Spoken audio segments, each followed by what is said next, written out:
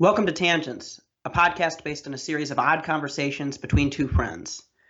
On June 8th, former FBI Director James Comey testified before the Senate Intelligence Committee on Russian interference in the 2016 U.S. presidential election. The hearing was one of the most dramatic in modern U.S. history. The testimony may pave the way for the direct implication of President Trump in the ongoing scandal about Russia. I'm joined today by somebody who not only knows a lot about this scandal and the ongoing problems in American politics, but a much darker subject, the law. Welcome, Josh. Thank you, Thomas. So what is going on in this hearing? Can you give a brief explanation of the reasons for Comey's testimony and the situations surrounding that testimony? Sure. Well, I think that everything really starts with Donald Trump firing Jim Comey on May 9th, 2017. And the reasons why he did so remain unclear. He issued a memo that essentially stated that he was following recommendations from the Department of Justice, Attorney General Sessions, and Deputy Attorney General Rosenstein. Is it Rosenstein or Rosenstein? I've heard he said Rosenstein. Is it Rosenstein? If it's Rosenstein, it's Rosenstein. I'll say Rosenstein. I'm going to find that out. Essentially, this has been disproven several times in an interview with... It says Rosenstein on Wikipedia. Please continue. It says Rosenstein on Wikipedia. Okay. This has been disproven several times. Donald Trump has done several interviews in which he stated that this was, in fact, his decision that he made without consulting the Department of Justice. There's also been particularly interesting claims made by Comey's memos, which we'll go into in a little bit. This typically doesn't happen. Presidents typically do not fire FBI directors. FBI directors have a 10-year term, which is supposed When was the last time a president fired an FBI director, and what were the circumstances? It was President Clinton fired his FBI director, whose last name was actually Sessions, unrelated to Attorney General Jeff Sessions. But it was in 1992, and there were allegations that that Director Sessions had misused public funds for personal gain, as well as he was incredibly unpopular, and there were a lot of other different allegations. So there was, in fact, a legal reason that President Clinton asked Sessions to step down. Additionally, President Clinton never made it seem like he was going to keep Director Sessions. All throughout his campaign, while he was president-elect, and all throughout the beginning days of his administration, he specifically said Director Sessions will be asked to resign and will be investigated. We should also mention that then Director Sessions, Director William Sessions, was at the FBI during the Ruby Ridge and Waco compound and may have been events, with those two things. Which were intensely bungled by the FBI, and this is the poor situation in which the FBI found itself in the decades after J. Edgar Hoover left as director. This is all chronicled in a wonderful book that I recommend called Enemies: A History of the FBI by Timothy Weiner. Please continue. Comey's memos indicate a possible case for obstruction of justice via his account of dinners and meetings that he's had with President Trump. Obstruction of justice is an impeachable offense. Both President Nixon and President Clinton President Nixon was going to be impeached for obstruction of justice, and President Clinton was specifically impeached for obstruction of justice, among other things, including lying under oath. So this is very important to the question of whether or not Donald Trump is impeachable, and specifically whether or not he's going to be impeached. Comey's testimony is not necessarily intended to completely set the record straight. There's still a lot more to uncover, and as a matter of fact, I believe that Comey's testimony raises more questions than it actually answers. But it does give us new potential problems, and it explains the reason for both the memos that he wrote and the accusations that he's made against President Trump. So you mentioned obstruction of justice. So what for those of us who are not lawyers, what exactly is obstruction of justice, and how does it apply here? So by obstruction of justice, this is defined as interfering in the application of justice regardless of whether or not the interference is seeking to obstruct, impede, or influence. Now, there's actually a few considerations that need to be put in place in order for someone to be considered obstructing justice. The action needs to be intentional and, quote, there must be some nexus or a connection of some variety between the defendant's endeavor to obstruct justice and the proceeding. You'd call that the threshold. Yeah, there's a threshold, essentially. This comes from a mix of federal statutes under Title 18, 1503, 1505, and 1512, which all make it illegal to tamper with or otherwise influence a federal investigation. And according to Comey's testimony on several occasions, Trump may have done this. So basically, Comey's testimony somewhat implicates the president in possibly obstructing justice. In your mind, does it meet that threshold based on your knowledge of the law? Based on my knowledge of the law and based on extensive. It's fairly extensive. Based on my knowledge of the law, based on my understanding of Comey's testimony, based on my understanding of events as they have occurred, and I would like to say that I was not privy to every detail made in Comey's closed-door testimony. I don't know most of the things that were said in that testimony. It's entirely possible that there could be even more incriminating evidence that has not really been leaked or published to the public. Or you were privy to it, but you're not telling us. One of the two. I plead the fifth.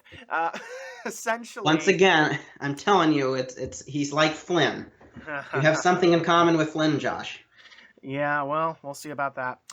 Maybe I have something else in common with Flynn. But does it meet the threshold? I think it does, and we're going to talk about why that is.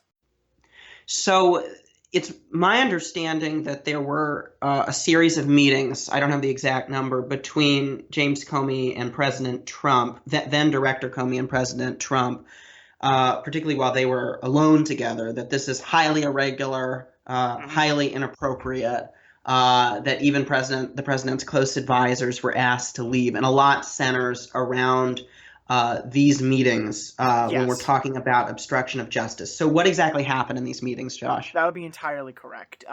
Jim Comey met with President Trump 9 times on his testimony. Just to give our listeners some perspective, it's my understanding that Comey met with Obama maybe twice during the entirety of his administration. I believe he met with Bush once. Yeah, and there have been, and Bill Clinton similarly did not meet directly with his directors of the FBI. No, it's very uncommon for this to happen. And the idea that they would be meeting alone is even more uncommon. Yeah, that breaks a lot of norms, which we'll get into. But there are 2 major important meetings that between Director Comey and President Trump. And those were a dinner on January 27th, 2017, and a meeting after a briefing on February 14th, Valentine's Day, 2017. So the January 27th dinner was a private dinner between Comey and Trump. Comey was unaware that it was actually going to be a private dinner in the green room. Originally, Trump was going to invite Comey's family, and Director Comey assumed that Trump's family would also be present. But that wasn't the case. It was just the 2 of them. It's my understanding that the first lady has kind of been persona non grata for most of the administration anyway. I think that she lives in New York still. Yeah, I think their son goes to school there, Yes, whatever. But anyway, moving on. Trump goes to school in New York. Yeah, Slovenian Americans are a little upset that she's not a more visible presence, but that's another topic. That's interesting. Anyway, Trump asked Director Comey whether or not he wanted to stay on as FBI director, and then stated that a lot of people want Comey's job.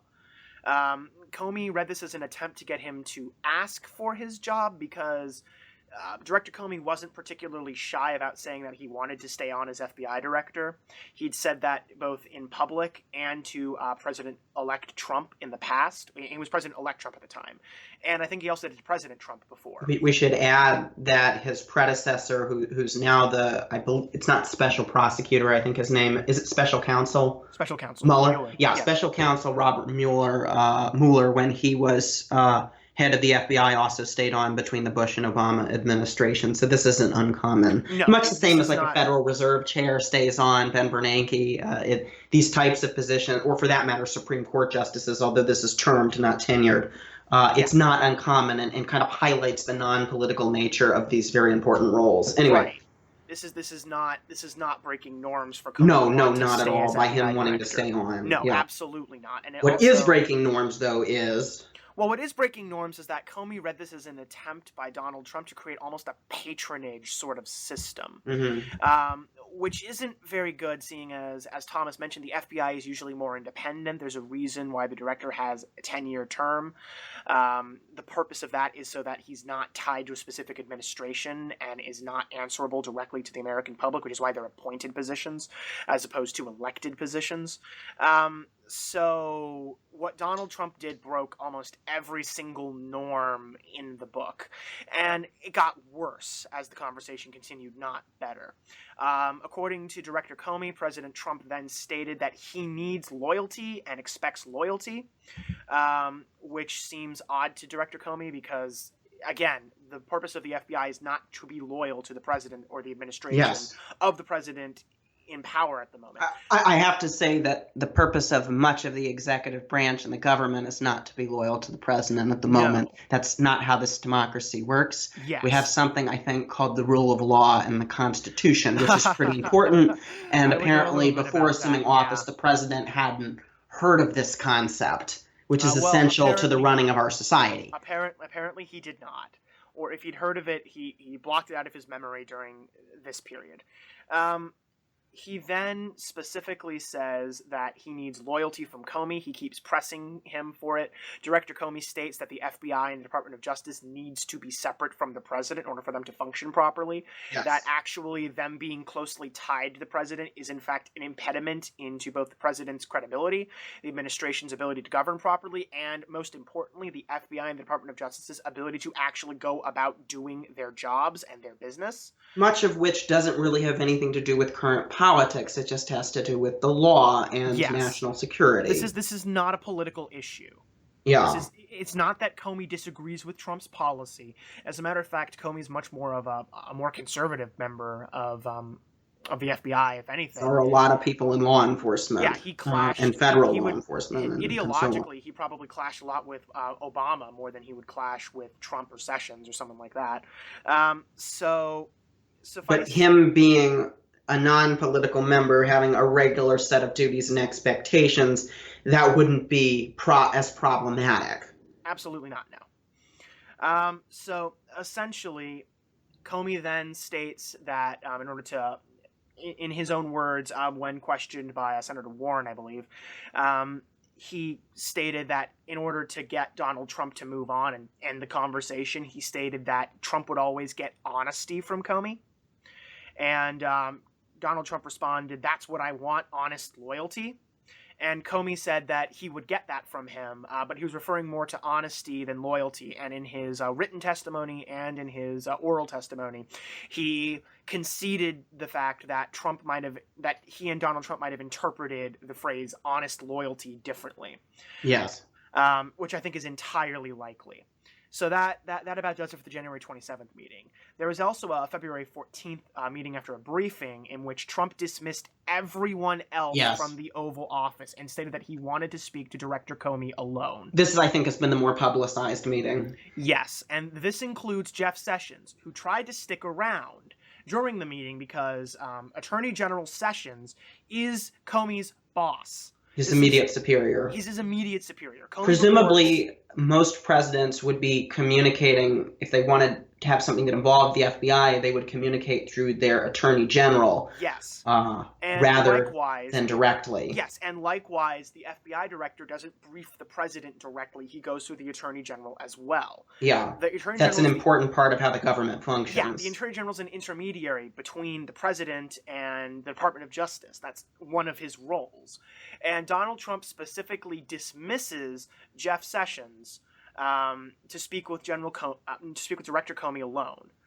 He wants to talk about General Flynn. He calls him a good guy several times. This has been widely publicized. He then states that Flynn has been treated unfairly. He's had a rough go of things, and says that he, quote, hopes that you can see the way, and you referring to Comey here, the way clear to letting this investigation into Flynn go, letting Flynn go. He's a good guy. I hope you can let this go. And this quote that you've just brought out, this was what Comey said he said. This is what Comey said he said. Okay. The president and this was according to, I think, a set of notes that Comey made after the fact that are something that Congress could subpoena, I believe. Yes, and they have done so, which we'll talk about in a little bit. Okay. So according to...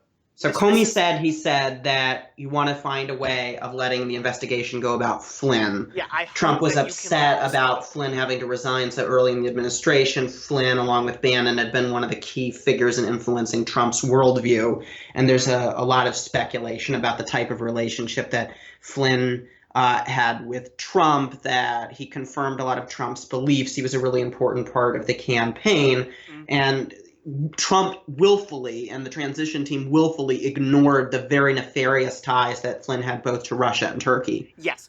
Which we'll get into in another episode. Yes, likely a couple of very episodes, soon, to be honest. So, speaking of those ties to Russia and Turkey, according to Comey, if you remember how I defined obstruction of justice, yes, it was that it had to be intentional and that there had to be intent behind it. When Trump specified letting this go to letting Flynn go, according to Director Comey, Flynn was definitely in legal jeopardy at the time Trump made his statement.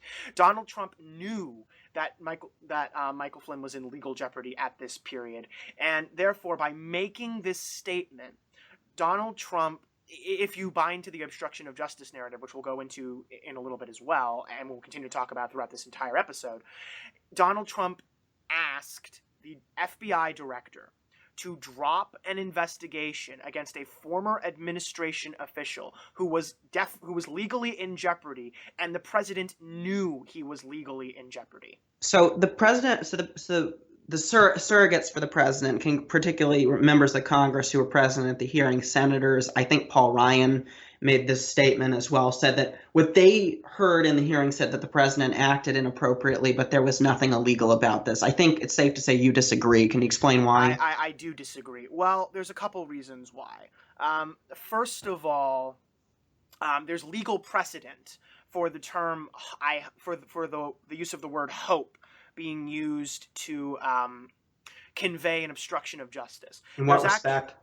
Well, there's actually an Eighth Circuit Court of Appeals case in which the appellant Colin McDonald was ruled to have interfered with witness testimony by saying something along the lines of, my God, I hope that you didn't tell them that I had a knife, or something along those lines, and that this was ruled by the Eighth Circuit to be not by itself alone to determine that obstruction of justice had taken place, but certainly was enough of a threshold was crossed that this statement was viewed as incredibly important evidence. Yeah, I think there was a senator.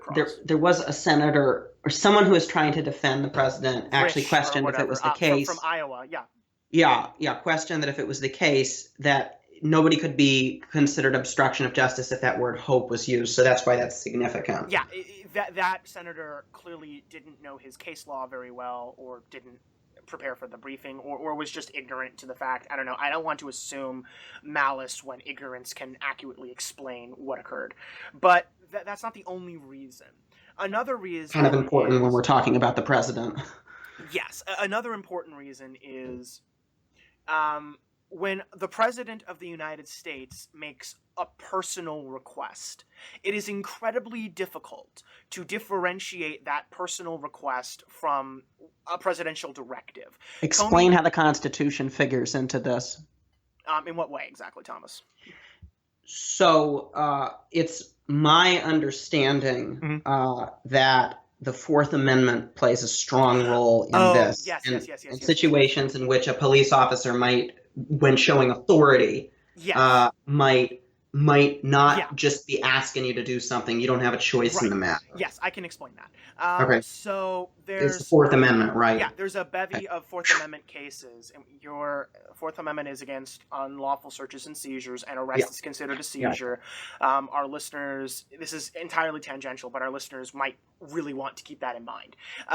Anyway, so kind of important these days. It's incredibly important. Anyway, we're not going into Josh rants about the law for 17 hours and 15 minutes. Anyway, so these Fourth Amendment cases essentially stated that a police officer need not actually place a person under arrest to be quote-unquote seizing them.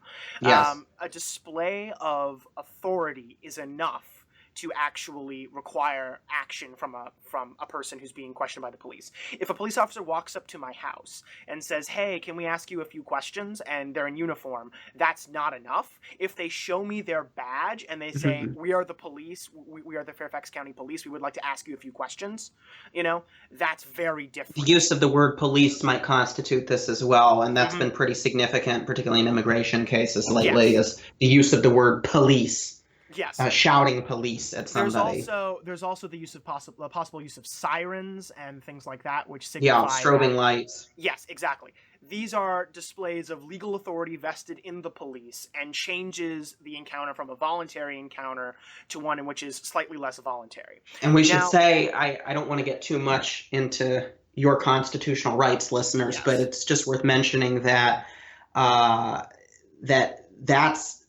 the distinction. If the cop just drove up, the lights are not off, and that you don't necessarily have to be under arrest for this display of authority to be a sign of some significance. Absolutely. If they've displayed the authority, you do have to comply. Yes. Whether you agree with it or not. Whether even if it's fair or not. Yeah, and there can be legal consequences if you don't. Yeah, like being arrested. Yes. Now, there's also some other interesting ones, which is if you're brought to a police station, even voluntarily, because you've been brought into an environment where the police have a greater amount of control, that environmental change and the area that you're in actually plays into whether or not the police are able to ask you questions without infringing upon your Fourth and Fifth Amendment rights. The Fifth Amendment being the right to non-self-incrimination. Or the right to remain silent. Could this be like if you were a suspect in something but not under arrest, you want to come down and answer a few questions about the murder of Jane Doe on Thursday, June, whatever. And you do so willingly and you go to the police station, they still might trigger your Fourth and Fifth Amendment. Okay, now we know how to watch Law and Order with a little bit more information, but I want to move back to Sessions. Well, the much more original drama that is American politics right now than the formulaic drama that is Law and Order. Let's think about this. Let's apply what we just learned to the case that we recently talked about with Comey.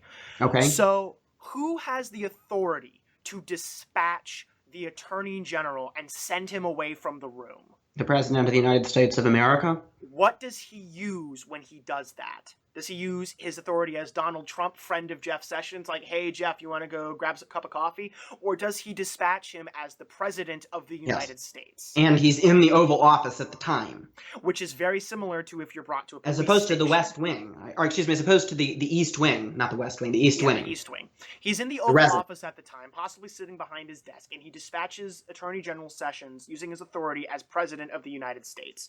He also dispatches every single other one of his advisors using that very same authority to end the briefing.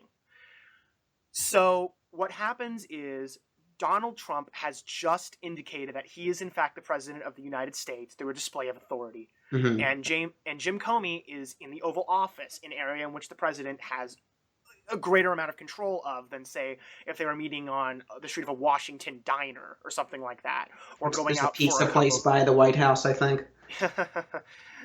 We're not talking about pizza. Okay. Never. No more pizza. Okay, no more pizza. I've had quite enough of that. You might say I'm gated to the idea of pizza. Anyway, essentially. So essentially, Donald Trump has indicated his authority as President of the United States directly before making a request of Director Comey.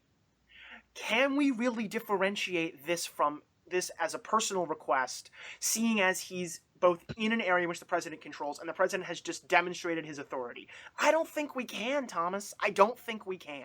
I don't. Yeah.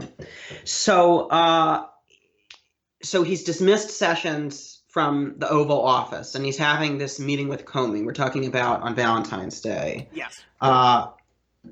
That then could lead to the idea that this was obstruction of justice, that he's deliberately doing this in his capacity and he makes those statements about Flynn to change the nature, to prevent to get Flynn out of legal jeopardy, as you put it. Yes.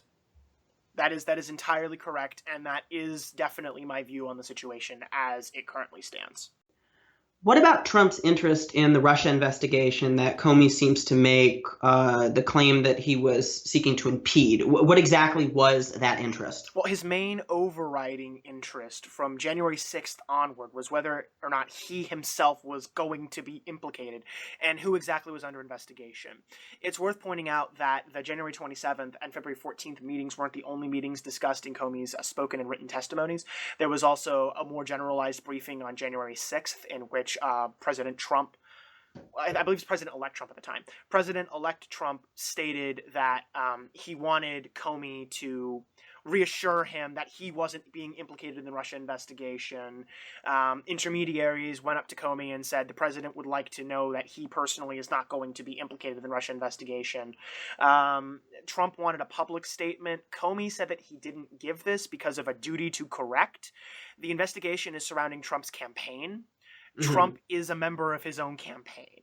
Yes. So if the paper trail or the blood trail, however you want to look at it, led back to Donald Trump, he could smoking something or other. Yeah, he could be implicated in the investigation. Whenever Director Comey was asked, he would always say that Donald Trump was not currently implicated in the investigation because he was not currently implicated in the investigation. He's not really talking about the logistics of how the investigation is running, what evidence has been obtained, anything like that. He's significantly fixated on whether or not he himself is going to be involved. He doesn't actually have that kind of loyalty or that kind of fixation towards his subordinates, or as he calls them, his satellites. That's hysterical. Can I just say that makes me think of the states of Eastern Europe during the Cold War. Please continue. That's exactly what I thought of as well, Thomas. He states that if some of his satellites did something wrong, it'd be good to find that out. So it's pretty clear to me that, and Director Comey's testimony seems to reinforce this fact, that Donald Trump had no interest in the Russia investigation, minus whether or not he was going to be in trouble for it. Is that normal? No, that is entirely abnormal. His fixation on whether or not he would be implicated isn't normal. Neither is his lack of interest in the actual conduct of the investigation. Generally, presidents tend to stay out of FBI directors' investigations and FBI investigations in general. This is actually why Obama had very little involvement in the Clinton investigation.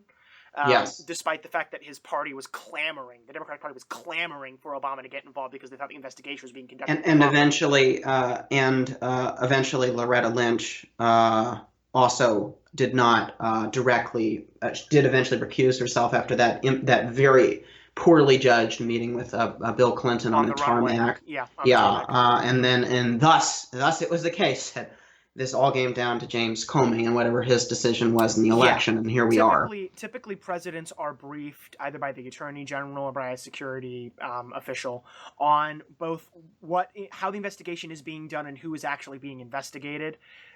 Clearly, Donald Trump did not care about the former and was not willing to wait to be briefed for the latter.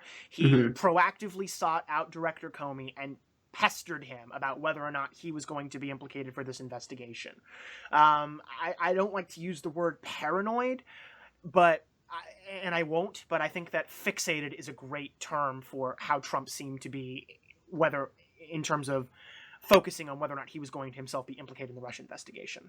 But he doesn't seem to care about what's going on with his subordinates. No, I think including even Sessions, apparently.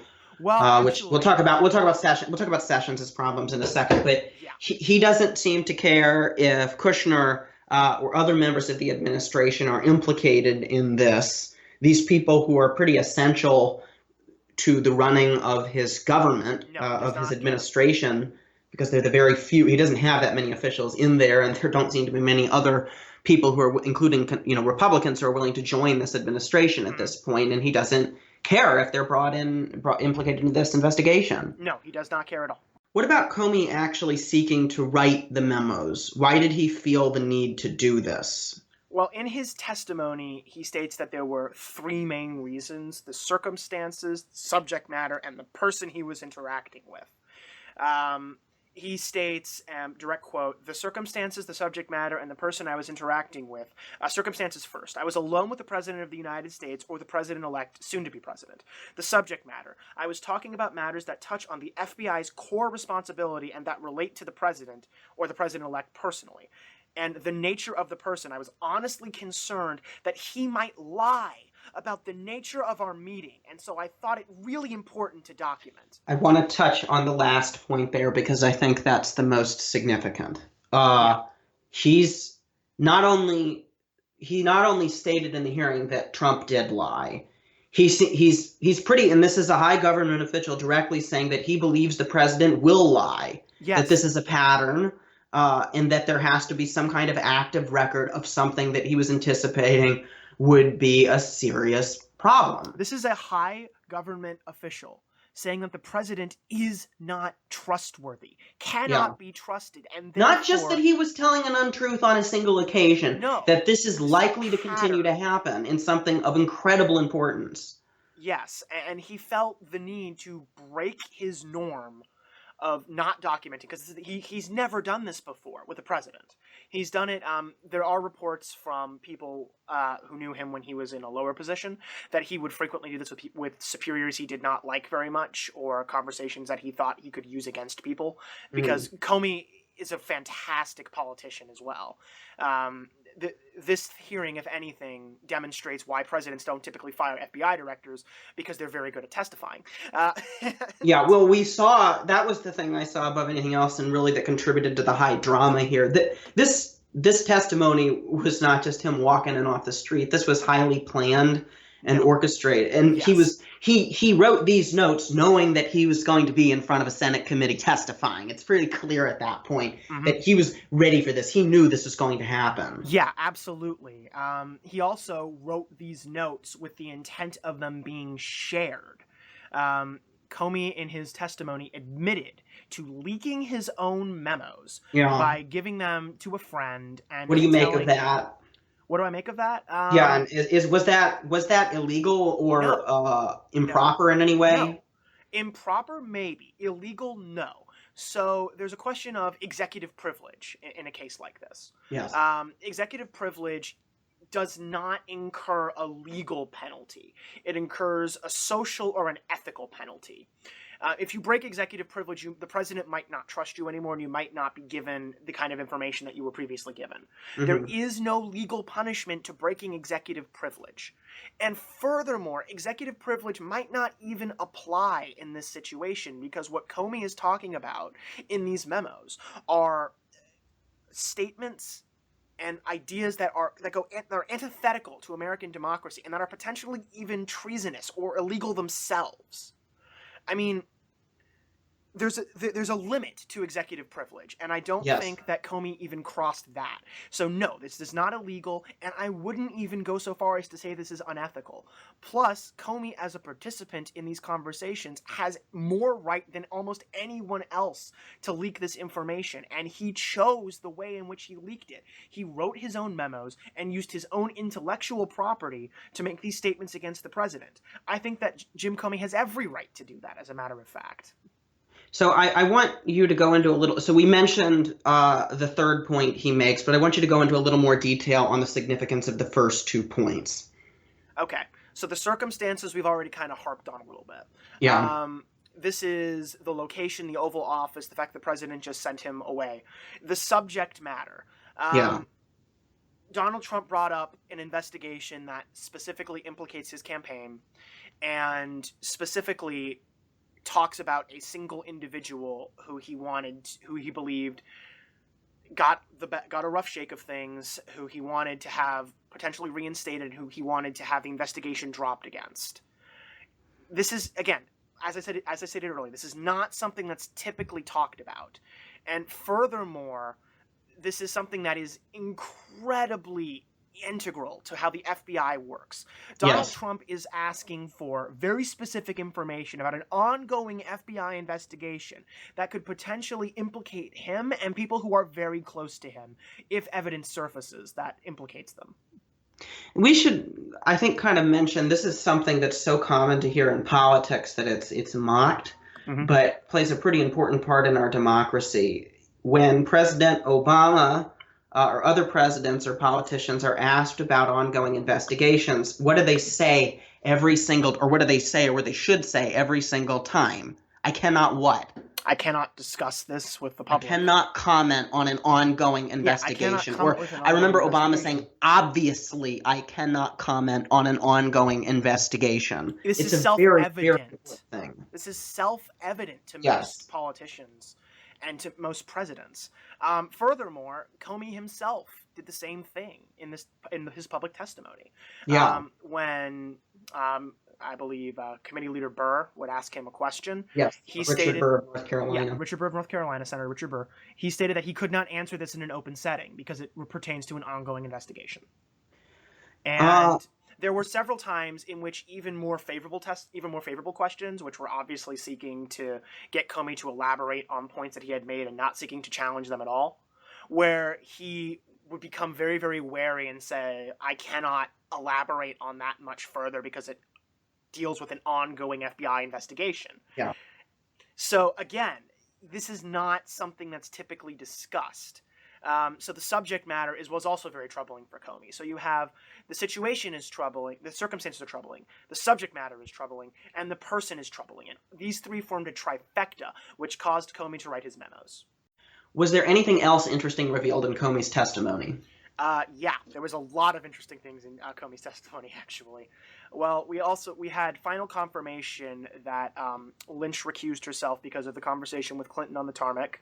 We also have confirmation that Comey cared about this and thought this was the right thing to do. But that was derailing from the two other ridiculously major things. Which is that Comey leaked his own memos, which was incredibly commented on by both the administration and the conservative press, which we'll get to in a second here, and that there was a leak from Comey's closed-door testimony about a third possible undisclosed meeting between Attorney General Sessions and the Russian ambassador. This could be a death knell for Jeff Sessions' career. Yes. Yeah, this is incredibly important because it's my understanding this wasn't just the case that he might have lied initially about this. When he went back afterward, he seems to have lied again. So it's not like saying, I just forgot. No, yeah. So a little remark on perjury. Perjury is when you lie under oath. Yes. Typically, politicians are given the benefit of the doubt when it comes to perjury. People forget things. People misspeak very frequently. They stumble over their words. When they're being pressured about something, they might not remember things completely.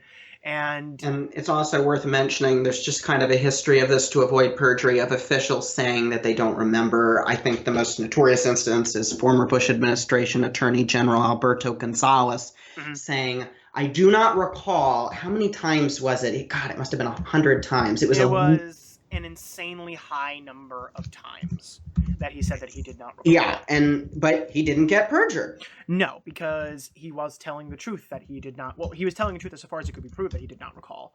If he had, I don't know, tweeted out earlier something about what he was stating not to have recalled, that'd be a little different.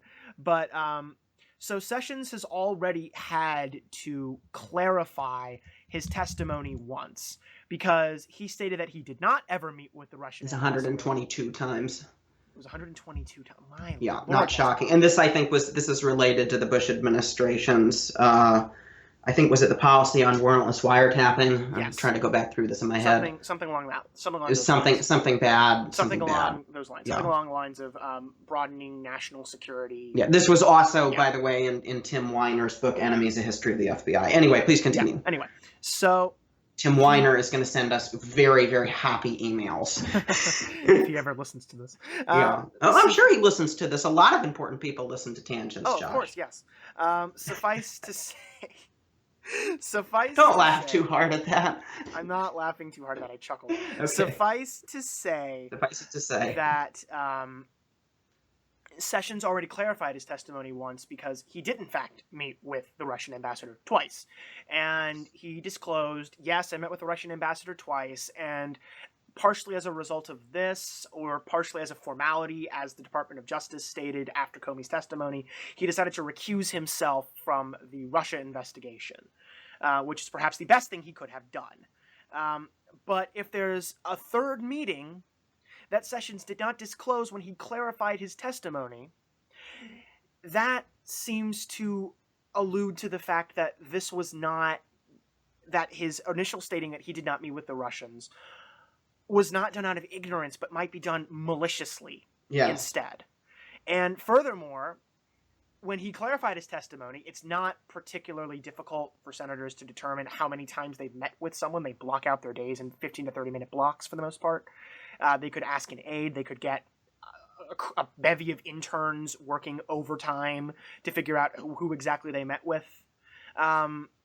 Sessions not revealing that he met with a Russian ambassador at this point likely means that he did, in fact, perjure himself.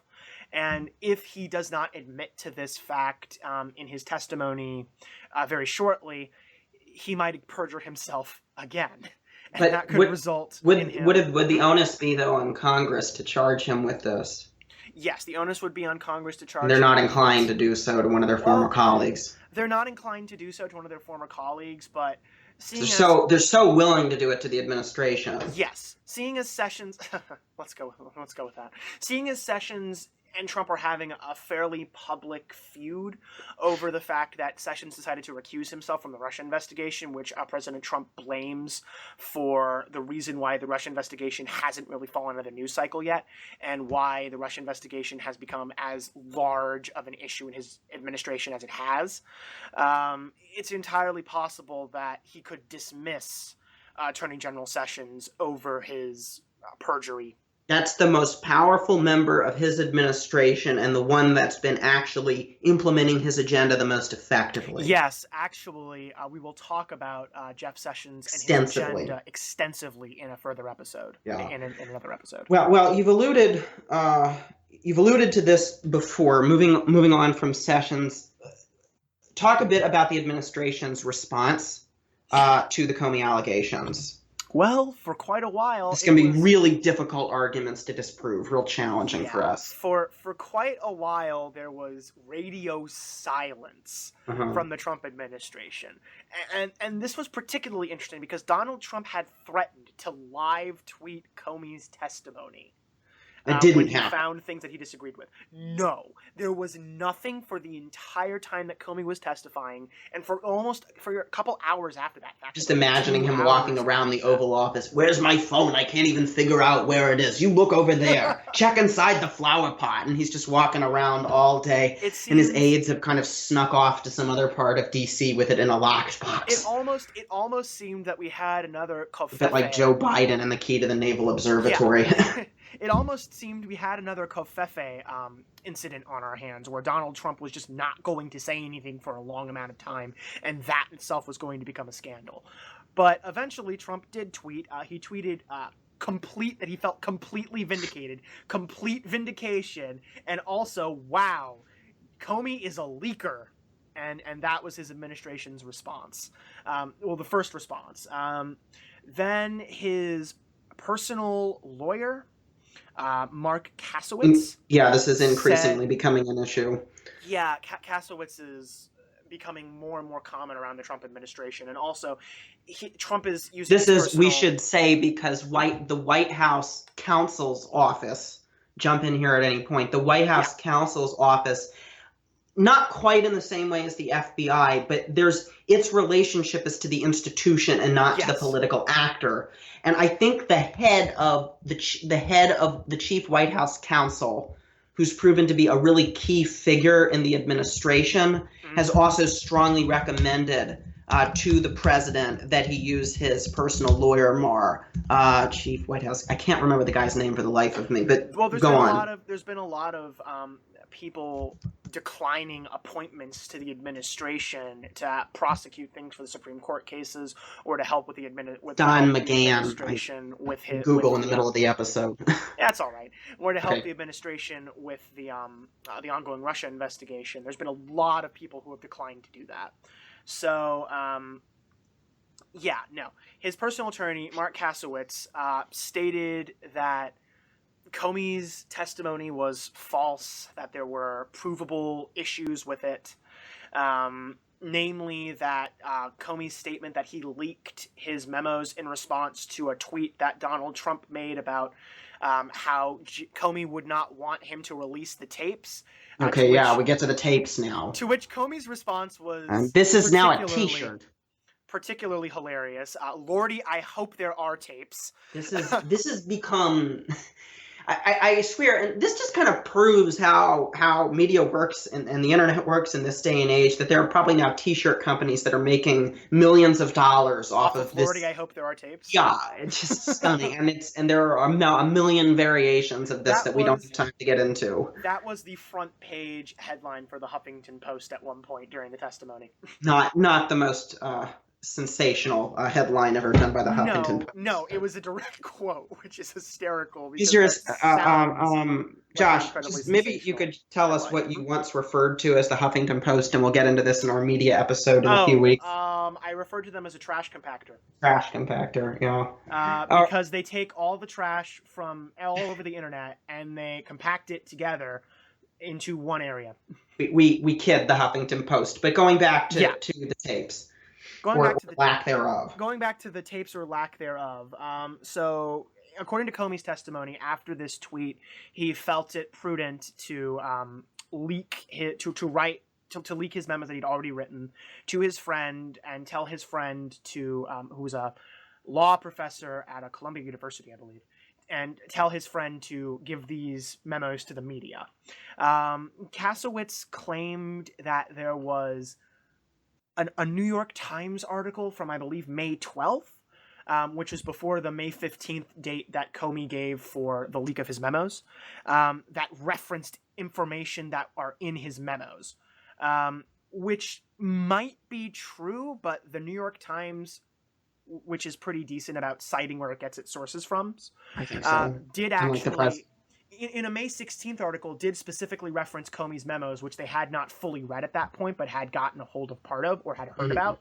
But in the May 12th article, they did talk about one of the meetings between Comey and Trump, but they mentioned that two people who were in attendance at the meeting, likely White House staff, instead told them were their source as opposed to Comey's memos. So there doesn't seem to be any validity to Kasowitz's claim that Comey's memo was leaked earlier. He also stated that Comey leaked a privileged conversation between him and the president, which I've already gone into. Executive privilege does not work that way. That's not how it works. Suffice to say, Trump's lawyers' comments were not particularly... There's very little merit in them. And then there was a public statement from Mr. Kasowitz, in which he said that he was going to file a formal complaint against Comey for his testimony. Which I don't know what that means, but oh goodness, I hope that happens, because that would be hysterical. It would not go very far, suffice to say. Then there was another statement from Donald Trump at, I believe, a campaign speech or a speech at a university or to a group of people who are supporters, and in which he called Comey a liar and said that he would be glad to testify under oath about Comey's testimony. That's kind of been the discussion, and this is also involved in some semi-related stories of the president being personally sued over the emoluments clause, which we might mention in a minute. Yes. But suffice it to say, not even being a lawyer, I can say that a situation in which the president is testifying would be a perilous moment for the president, particularly this president, given what we've discussed about his communication habits. If I was Attorney General Jeff Sessions, any member of the Office of the Solicitor General, any member of the Department of Justice, or any member of the administration, White House counsel, anything, if I had any relation to Donald Trump whatsoever, my advice to him would be, do not testify under oath right now. You do not want to do that. Because, again, what was the other thing that President Clinton was impeached for? Perjury. Lying under oath. This is a very impeachable offense. Yes. And if Donald Trump lies under oath, that's significantly easier to prove than whatever Jim Comey... It's not a normal kind of him lying. No. No, this is an unacceptable kind of him lying. And Well, I mean, there's lots of unacceptable kinds of lying this is that a Donald legally Trump does. Yeah, unacceptable legally kind of him unacceptable, lying. And as opposed to normatively. seeing as Donald Trump has shown a tendency, even when speaking mostly the truth, to exaggerate and stretch things to make points, I would... Haven't noticed. No, of course not. No one's noticed. In fact, all accounts of Donald Trump saying anything untrue are just fake news. But anyway, Yes. I would be tearing my hair out if Donald Trump was scheduling a date to testify to the Senate Intelligence Committee on this matter. Oh no, that would be bad. That would be very bad. So suffice it to say that the administration's response is maybe not strong enough based on the things Comey said. The administration's response is pathetically weak based on the things that Comey said, and based on the involvement of Jared Kushner, Jeff Sessions, people who are very, very close to the Trump campaign and very, very close to President Trump as well. The administration's response is just it doesn't answer the gauntlet that Comey has thrown down. It seems to me that the Trump administration is almost completely unable to respond to the allegations made by Comey in his testimony. Now, right-wing conservative outlets tried to paint it in, a more favorable light. They did this with a mix of truth and just blatant falsehood. The Republican Party of North Carolina made the claim that Comey had actually leaked classified information and therefore he had done something illegal. Actually, he specifically said that he did the opposite. Yeah. He mentioned several times in his testimony that the memos that he gave to his friend were not classified. There was no classified information in them whatsoever, and that was why he thought that they could be leaked. He specifically wrote them for purposes of being released to the media if necessary, therefore they did not include classified information. There was one memo that did include classified information, which was apparently, contents of which were somewhat shared during the closed-door testimony, but that was not given to the media, that was not given to this Columbia University professor, and that was not leaked to the press. That was discussed mainly with Confederates within the FBI who are allowed to see such classified information. You mean the people within the FBI, not former members of the Confederacy? Not former members of the Confederacy who are hopefully all dead, minus some time-traveling shenanigans. I think other than the time travelers, I'm pretty sure there aren't many around. Anyway. So, Comey definitely did not do that. There was also a claim made by Breitbart, the most respectable of news outlets. Yes. That said something very similar to that. There was also a lot of focus on Breitbart about the Clinton investigation and the incredibly poor derailment tactics used by Republican senators during the investigation. I think we alluded to this last week during a previous episode, but conservative outlets generally have been taking the distract mode rather than focusing directly on the event itself, including Fox. They can't really debunk the event that's currently going on. Yeah. Senator Risch of Iowa gave it his best attempt, but as I mentioned, he did not know his legal precedent, and therefore everything he said is entirely incorrect. Rubio gave a good try of it also. It did not succeed there either. I believe that Rubio's defense of Donald Trump was something akin to the lines of, he doesn't know how the system works, which I'm sure you've heard this before. Ignorance of the law isn't an excuse. Ignorance of the law is not a defense. It is an excuse. It's a very bad excuse. Yeah, it's a very bad excuse. It's not a defense. It's not a defense. Okay. You cannot say, I didn't know that this was illegal, to defend yourself from someone saying that what you did was illegal. Yes. So the administration's response was incredibly weak. I think that this testimony is incredibly influential. It's not now there's been some comparisons to Watergate with the scale of this, we're going to get to that in a sec. Okay. So I want to zoom out a little bit into the context of the larger administration in this investigation. Okay. Maybe you could talk specifically based on what we've heard from Comey and from other incidents about the type organization that Trump is running here, how he views his subordinates. I'm thinking of a really prominent example recently, an interview with former U.S. prosecutor Barrara of New York just recently. Yes. So I think that the one word that Comey used, that Senator Warren used when he was questioning Comey, was a patronage system. Yeah. Which really, we haven't had a real patronage system in the United States since Andrew Jackson. I think there was kind of one after two. Maybe under Grant. Something involving the Pendleton Act coming into place too. Yeah. That's a good point. Yeah. We haven't had a really as blatant a system of patronage since in Andrew a long Jackson. time. Yeah, Andrew Jackson just dismissed cabinet ministers cabinet heads at will. So, yeah, Preet Bharara, who was former prosecutor, former state prosecutor, who was fired by federal prosecutor, federal prosecutor, who was fired by Donald Trump in an event that really wasn't as abnormal as it was made out to be by the media, and didn't seem to be as abnormal as it was made out to be by the media at the time, because federal prosecutors are almost always fired and new prosecutors are put in place by each administration. But what was unusual was that Bharara was told by Trump that he was going to get to keep his job, and then he was fired anyway. And he refused to. Well, he was asked to resign. He refused to resign, and he was fired.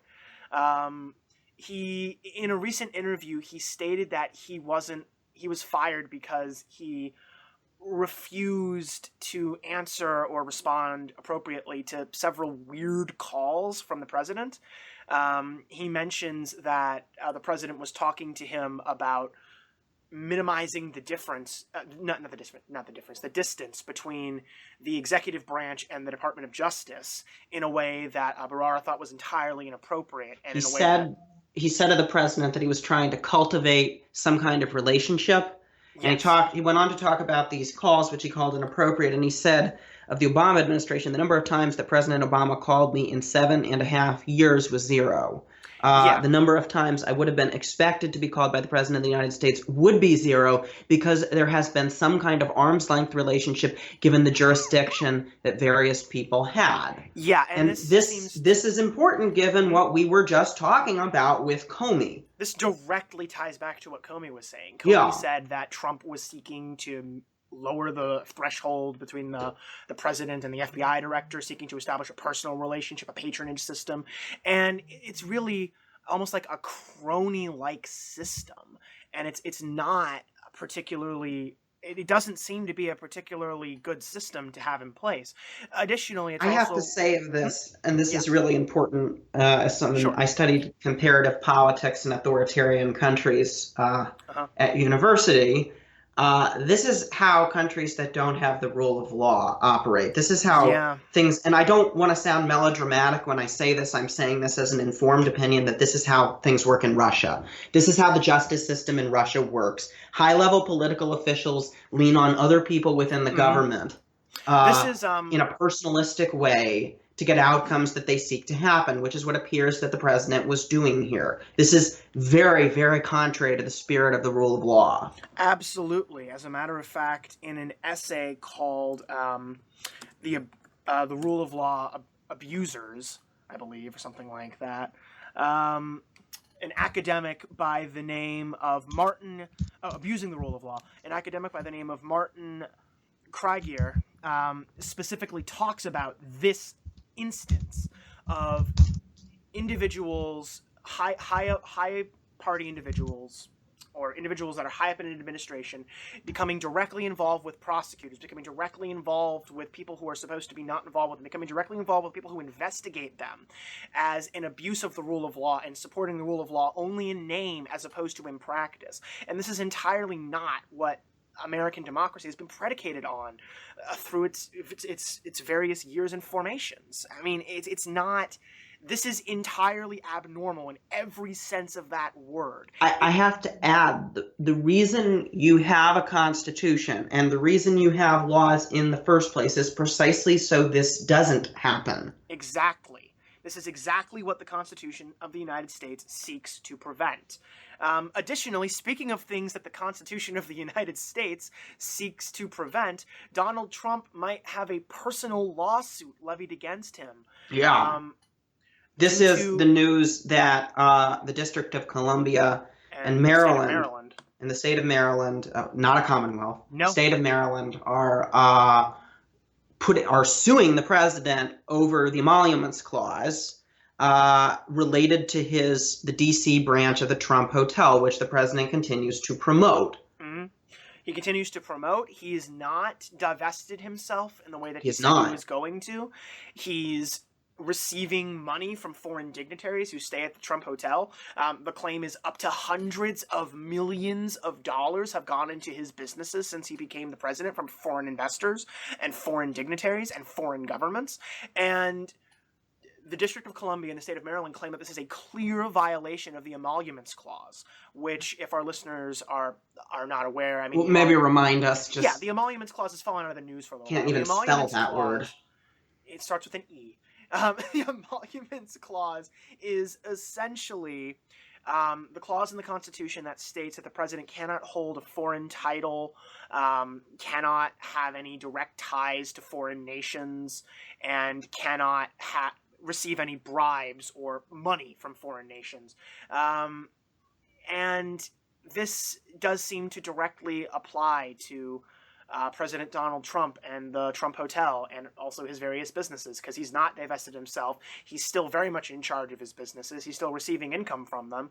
And it's entirely possible, and this, I hesitate to make this implication, but it is entirely possible for someone to say, make a substantial donation to the Trump to the Trump Corporation in order to get President Trump to come over and speak with them about a diplomatic matter or something like that.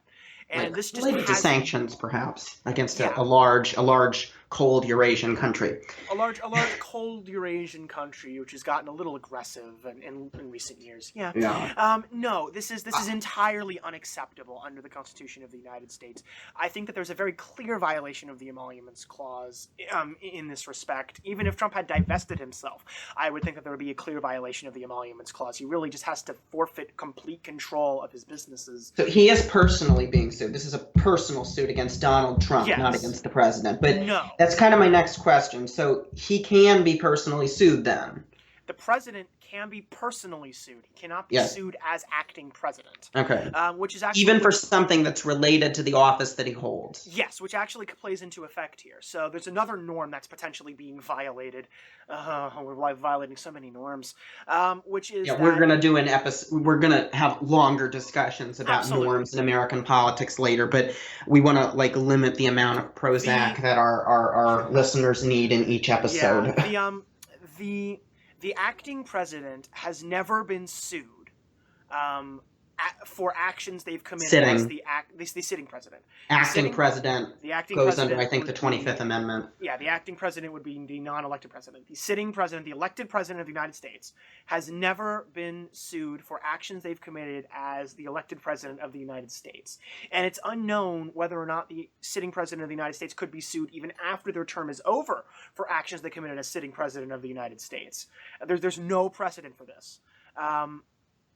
So obstruction of justice, if there was to be enough evidence to state that Donald Trump obstructed justice when he asked Comey to drop an investigation against Michael Flynn, or if he was to be brought up on treason charges, these are things that are incredibly illegal and carry prison term sentences. Yeah. But Trump himself could not be sued, or at the very least could not be sued as president of the United States until he was impeached. Personal suits are a different story.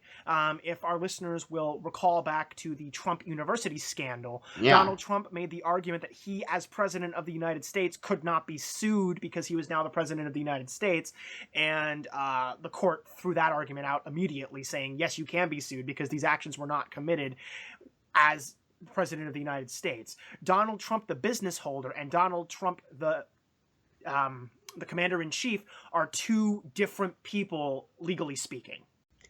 How significant do you think this testimony was to the broader investigation? The broader investigation, incredibly significant. It brought Jeff Sessions back into the limelight of the investigation. Mm-hmm. He had previously, because he recused himself, essentially fallen out of the discussion, minus his feud with Donald Trump about the fact that he did recuse himself. It also, there's some rumbling that some of Comey's closed-door testimony might have implicated Kushner more than he was already being implicated, and it's worth pointing out to our listeners that Kushner and Donald Trump are very, very much tied together, seeing as they're related at this point. And it's very difficult for Donald Trump to say that Jeff Sessions did something and Jared Kushner did something without Donald Trump being at least aware of it, which could implicate Donald Trump in a way that Michael Flynn can't implicate Donald Trump, or in a way that some of these other things that have been brought forward, which, you know, there's definitely a lot of smoke in terms of a problem with the Trump administration seen by this investigation, but Comey's testimony seems to point at the possible implications that the smoke is caused by a raging fire.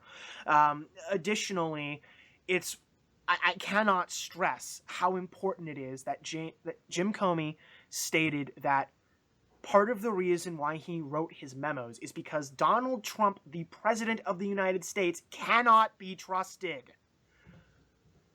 That is ridiculously important. It violates every single norm known to humans in the United States.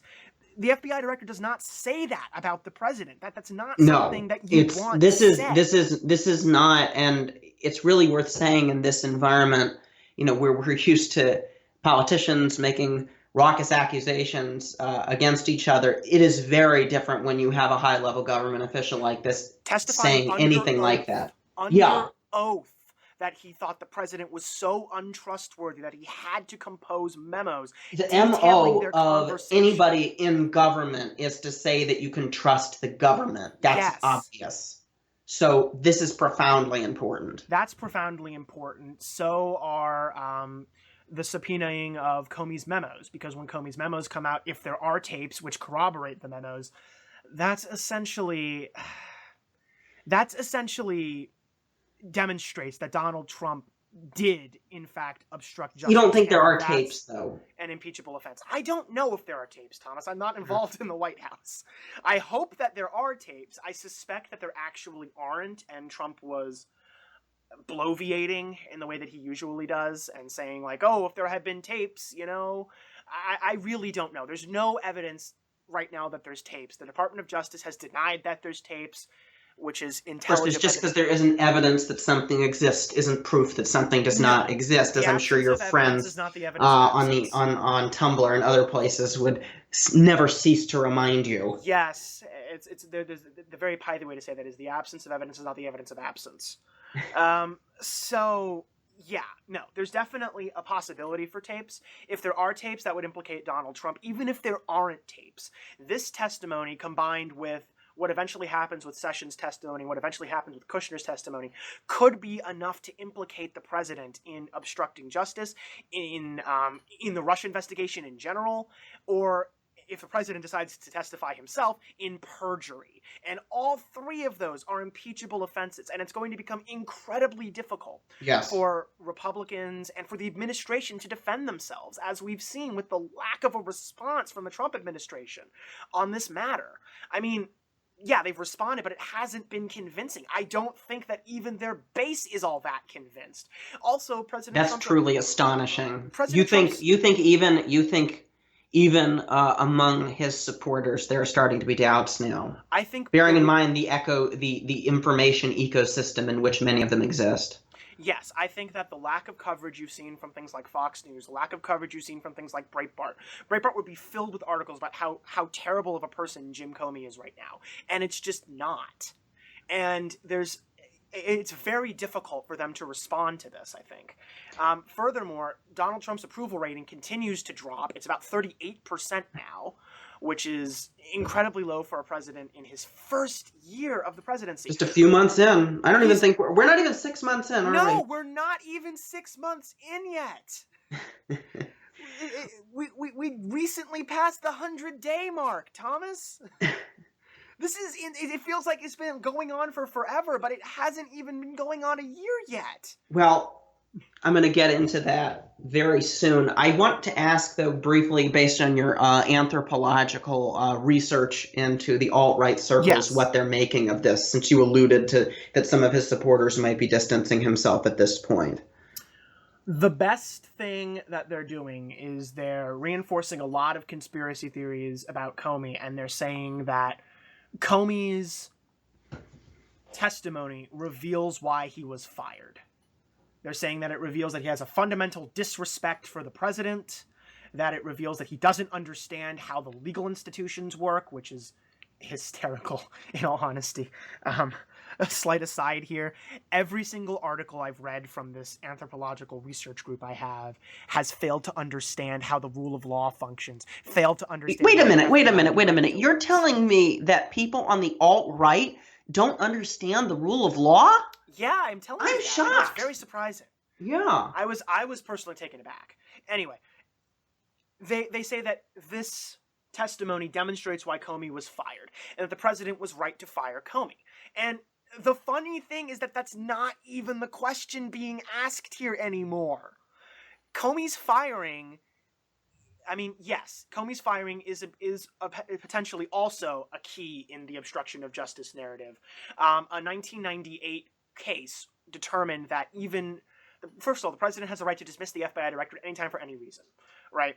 That's his legal right. Yes. But a 1998 his prerogative. case, determined that even when the president is going under his prerogative in doing things legally, if he's doing things for a corrupt reason or a personally motivated reason, that could be illegal. So Comey's firing could also be proof positive of obstruction of justice. And really the point at which certainly we started to see as far as Republican members of Congress and other conservative institutions throughout the country, and I'm not even talking about the never Trumpers.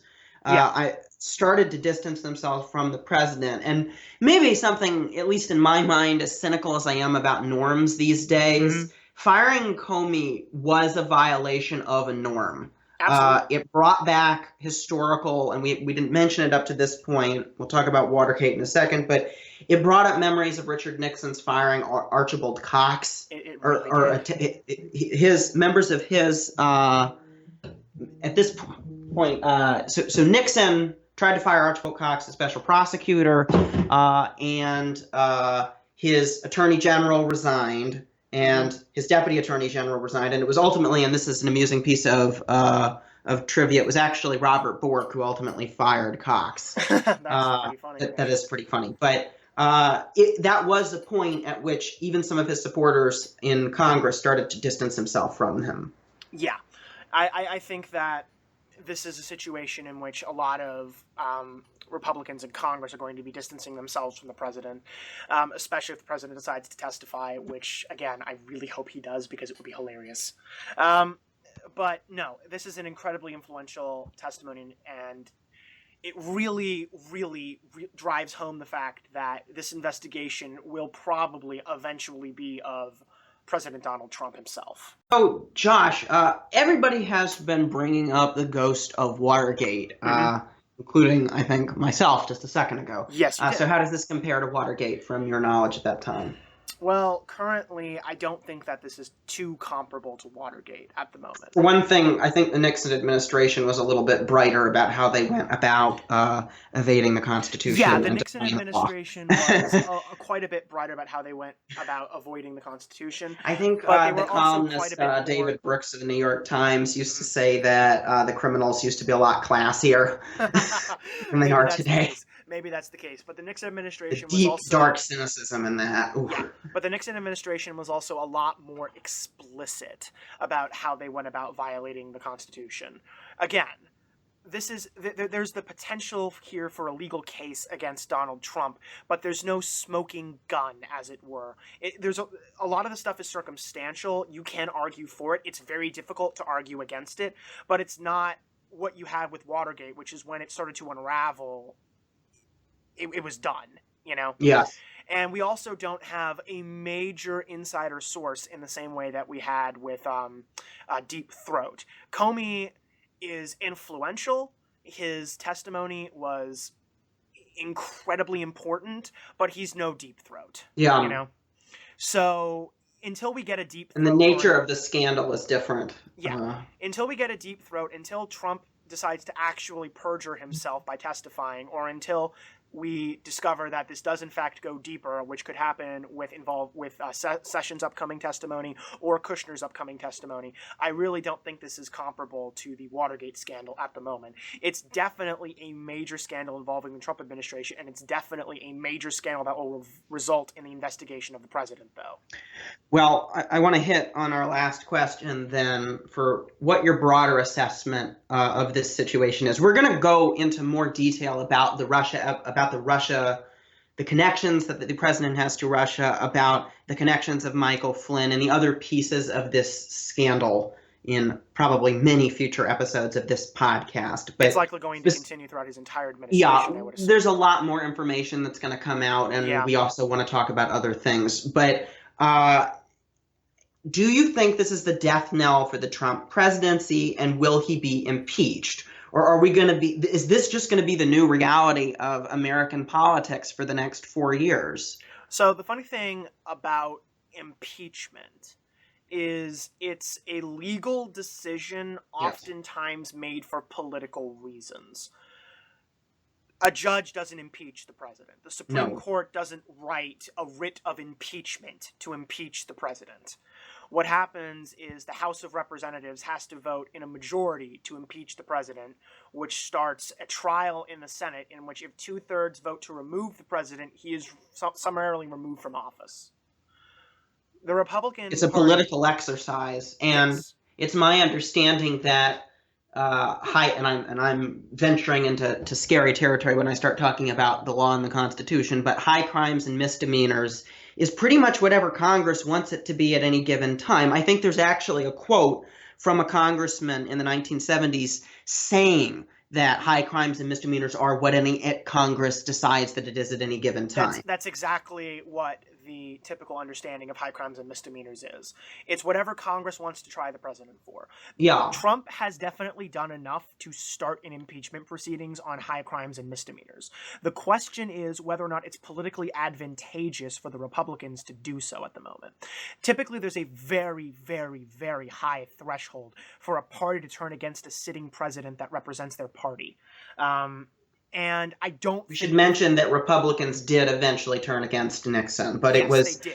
It was a very, very different time in terms of polarization. There was some polarization certainly in the early 70s. I don't think anybody cannot make that claim with the Vietnam War going on, but it was a very different time. The parties were in a very different condition. They were much closer and to each other. The Republican Party, I think it's safe to say, has shown an extraordinary ability to rationalize or excuse the actions of Donald Trump in any given way, in a way that I think even the most cynical person about American politics in 2014 or 2015 would be amazed by.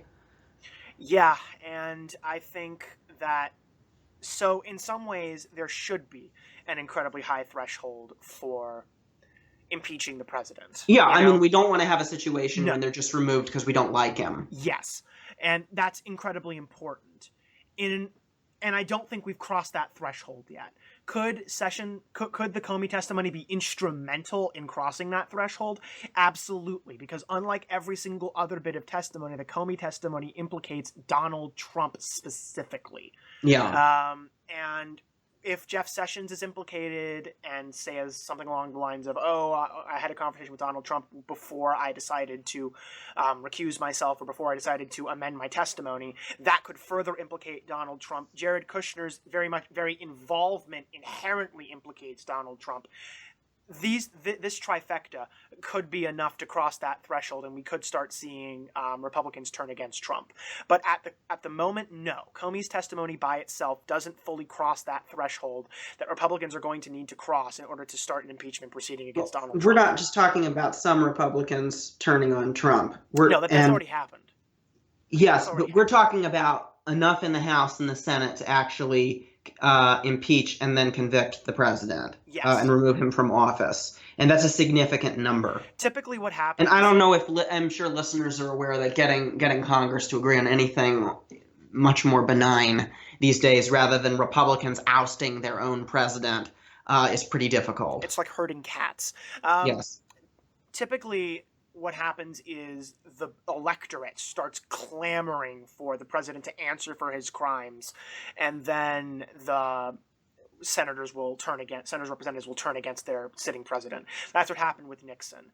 There were literally people in the street in Washington holding up signs that said "Impeach Nixon." Well, there are people who are doing that with Trump, but they're not coming.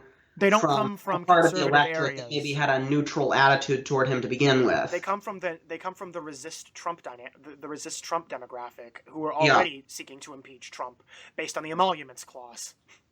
I don't know, and this is kind of the key development, and we'll get into this more in future episodes. But the way the president, basically support or opposition to the president, has kind of become a statement of identity for large parts of the country, as are so many other political issues, but this especially makes it more problematic. You have to talk about people who supported Trump, many of whom knowing that he was unqualified, which polls showed before the election. Mm-hmm. People who voted for him said he was unqualified and said that things that he said were outrageous and that his conduct was inappropriate, and still supported him anyway because they identified with him and they identified with the grievances that he brought up. That's why this is so difficult. Them leaving him would be a pretty profound departure.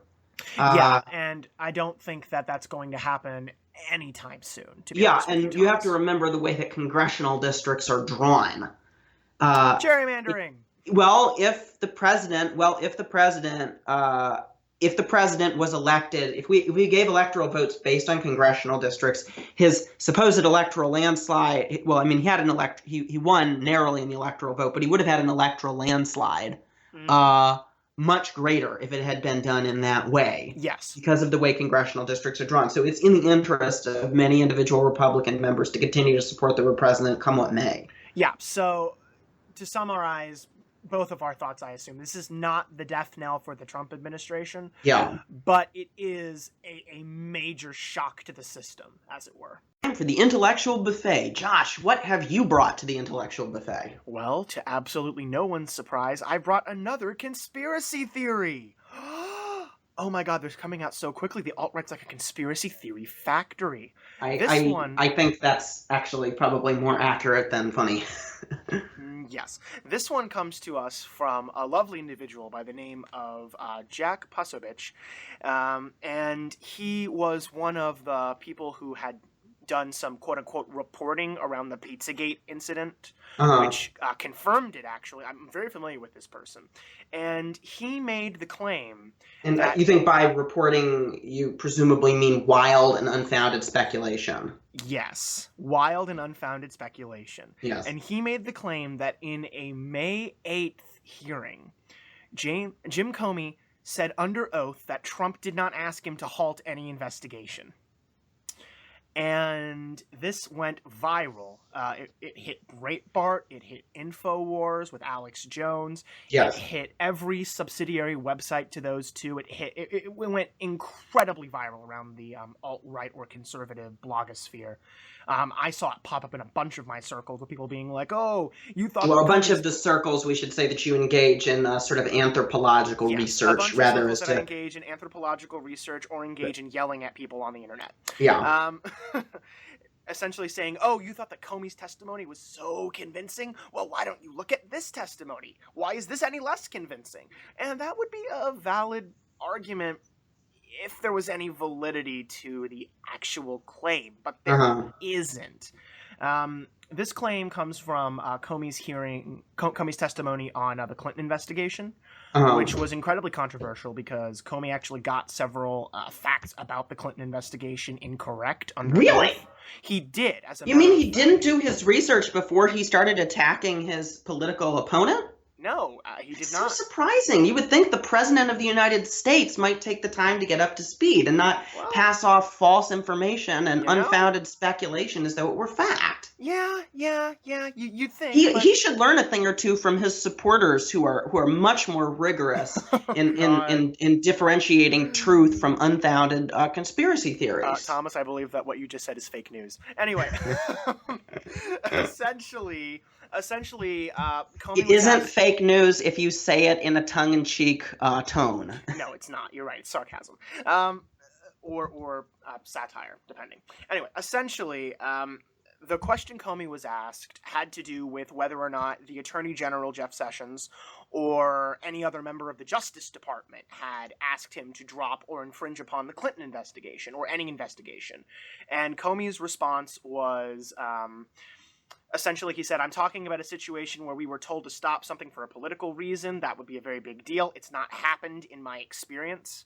And this was pounced on as, oh my gosh, Comey admits that he wasn't told to stop an investigation, which, if you'll remember back to what I talked about with obstruction of justice, would be the main claim behind the reading or interpretation of what Jim Comey was told by Donald Trump as obstruction of justice.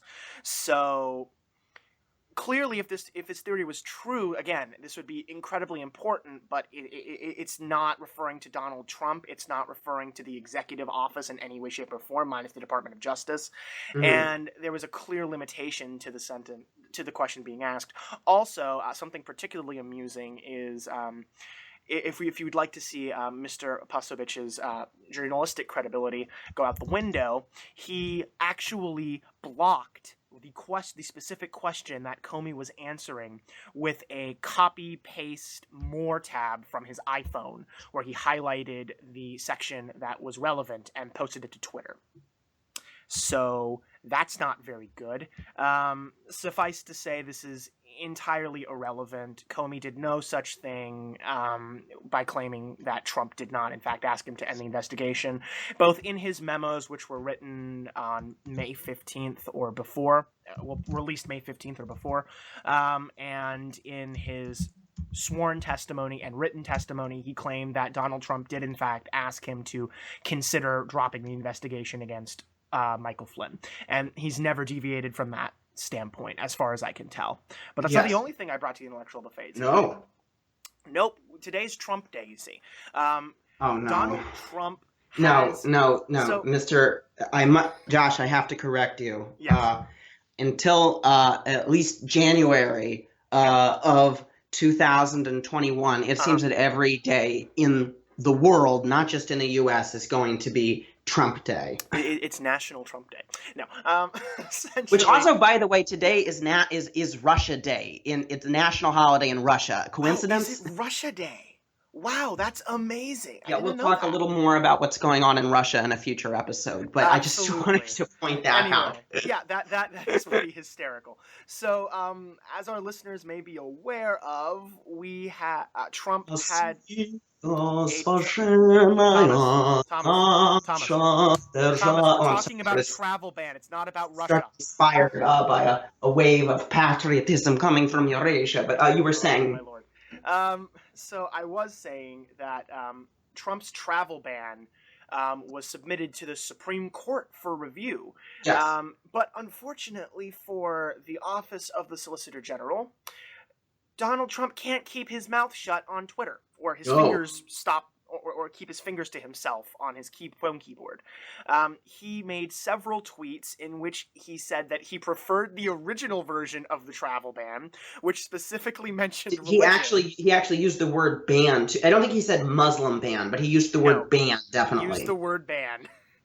First of all, he used the word ban. That is not intelligent. Second of all, he preferred the original travel ban, which specifically mentioned religion and was therefore specifically and very easily unconstitutional.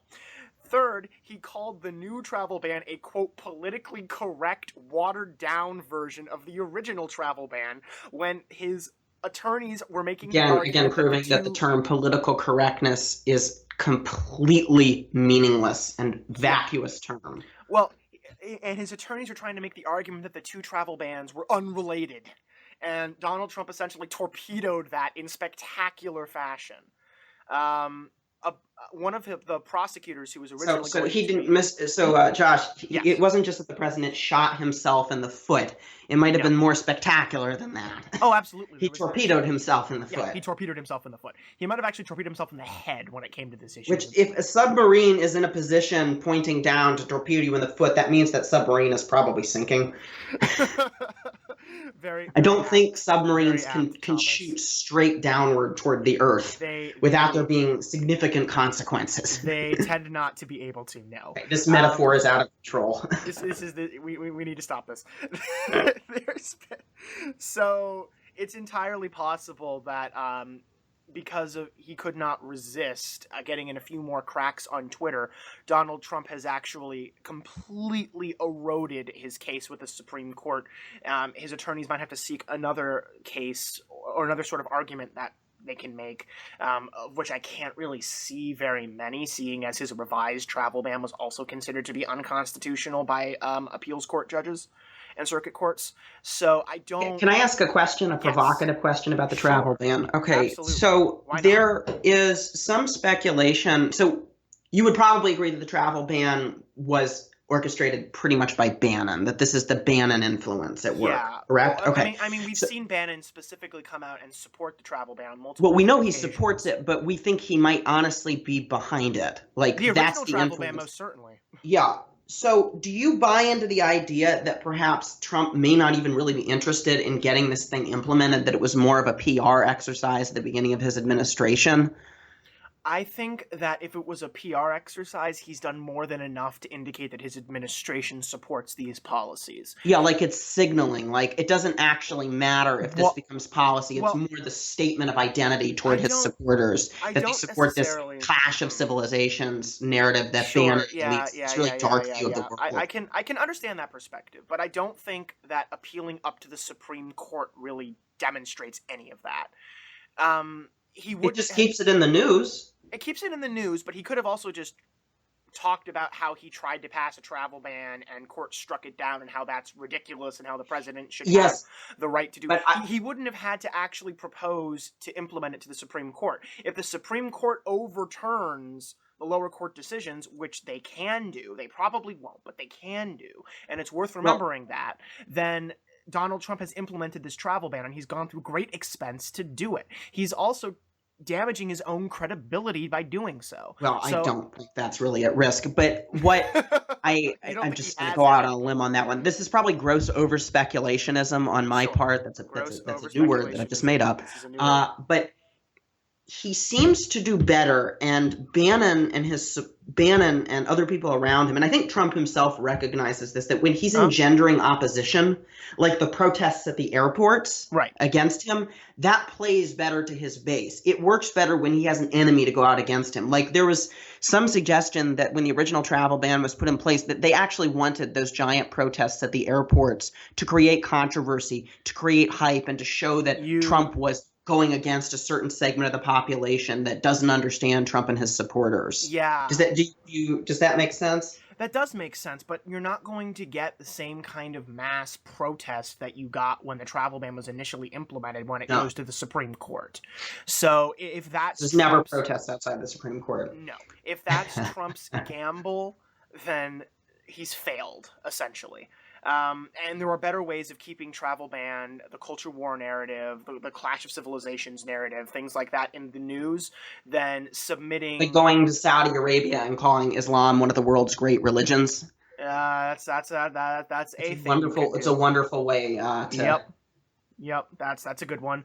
But I mean, with the recent terrorist attacks in London and Manchester, and how Donald Trump's been framing this as sort of a gun control, immigration control issue, there's plenty of ways that he could have kept it in the news without submitting this brief to the Supreme Court. I actually do think that he wants some kind of restriction passed for the purposes of national security, and I don't think he's gonna get it, and I think that these tweets have actually really hurt him, and I don't think he recognizes that. And it's particularly funny because these tweets came almost a little bit very, very shortly after the Department of Justice stated that Donald Trump is, quote, a changed man who understands his position.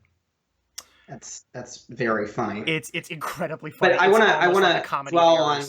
I mentioned the trips to Saudi Arabia. So speaking of trips abroad, yes. Speaking of trips abroad, Donald Trump might not be making a very interesting one. He's decided that it's up in the air at this point. There's been reports from The Guardian and corroborated by other American news sources that Donald Trump has decided not to go to the United Kingdom due to his declining popularity in both the UK and the US, and likely as a result of Theresa May's recent electoral failure to secure a majority. We should also add that he had a very public feud with London Mayor Sadiq Khan following the terrorist attacks he's still in London Mayor Show. He's still having that feud. This is a current event. The feud has not ended. And we will talk about the British elections in a second. I believe that Thomas has some crow to eat. But I want to dwell on this for a moment. Yes, so he doesn't want to face down protests. I just want to point out that there was a very high-profile visit by Chinese President Xi Jinping, who, in fairness to President Trump, I think Xi Jinping has maybe a slightly worse human rights record and slightly more repugnant views about human rights than Trump, maybe partly due to state capabilities. So. Yeah, and Xi Jinping still went to Britain and still faced down protests, which I don't think in China you can that he's faced too many protests recently. I think that you can protest in China like that, to be honest. It's not possible, I don't think. I do not believe so. So it's very interesting that Trump's not making that visit. Well, so that the claim that Trump isn't making the visit is a little premature at this point. Mm-hmm. Both the UK government and Trump's own government administration have not actually commented on whether or not Donald Trump is taking this trip.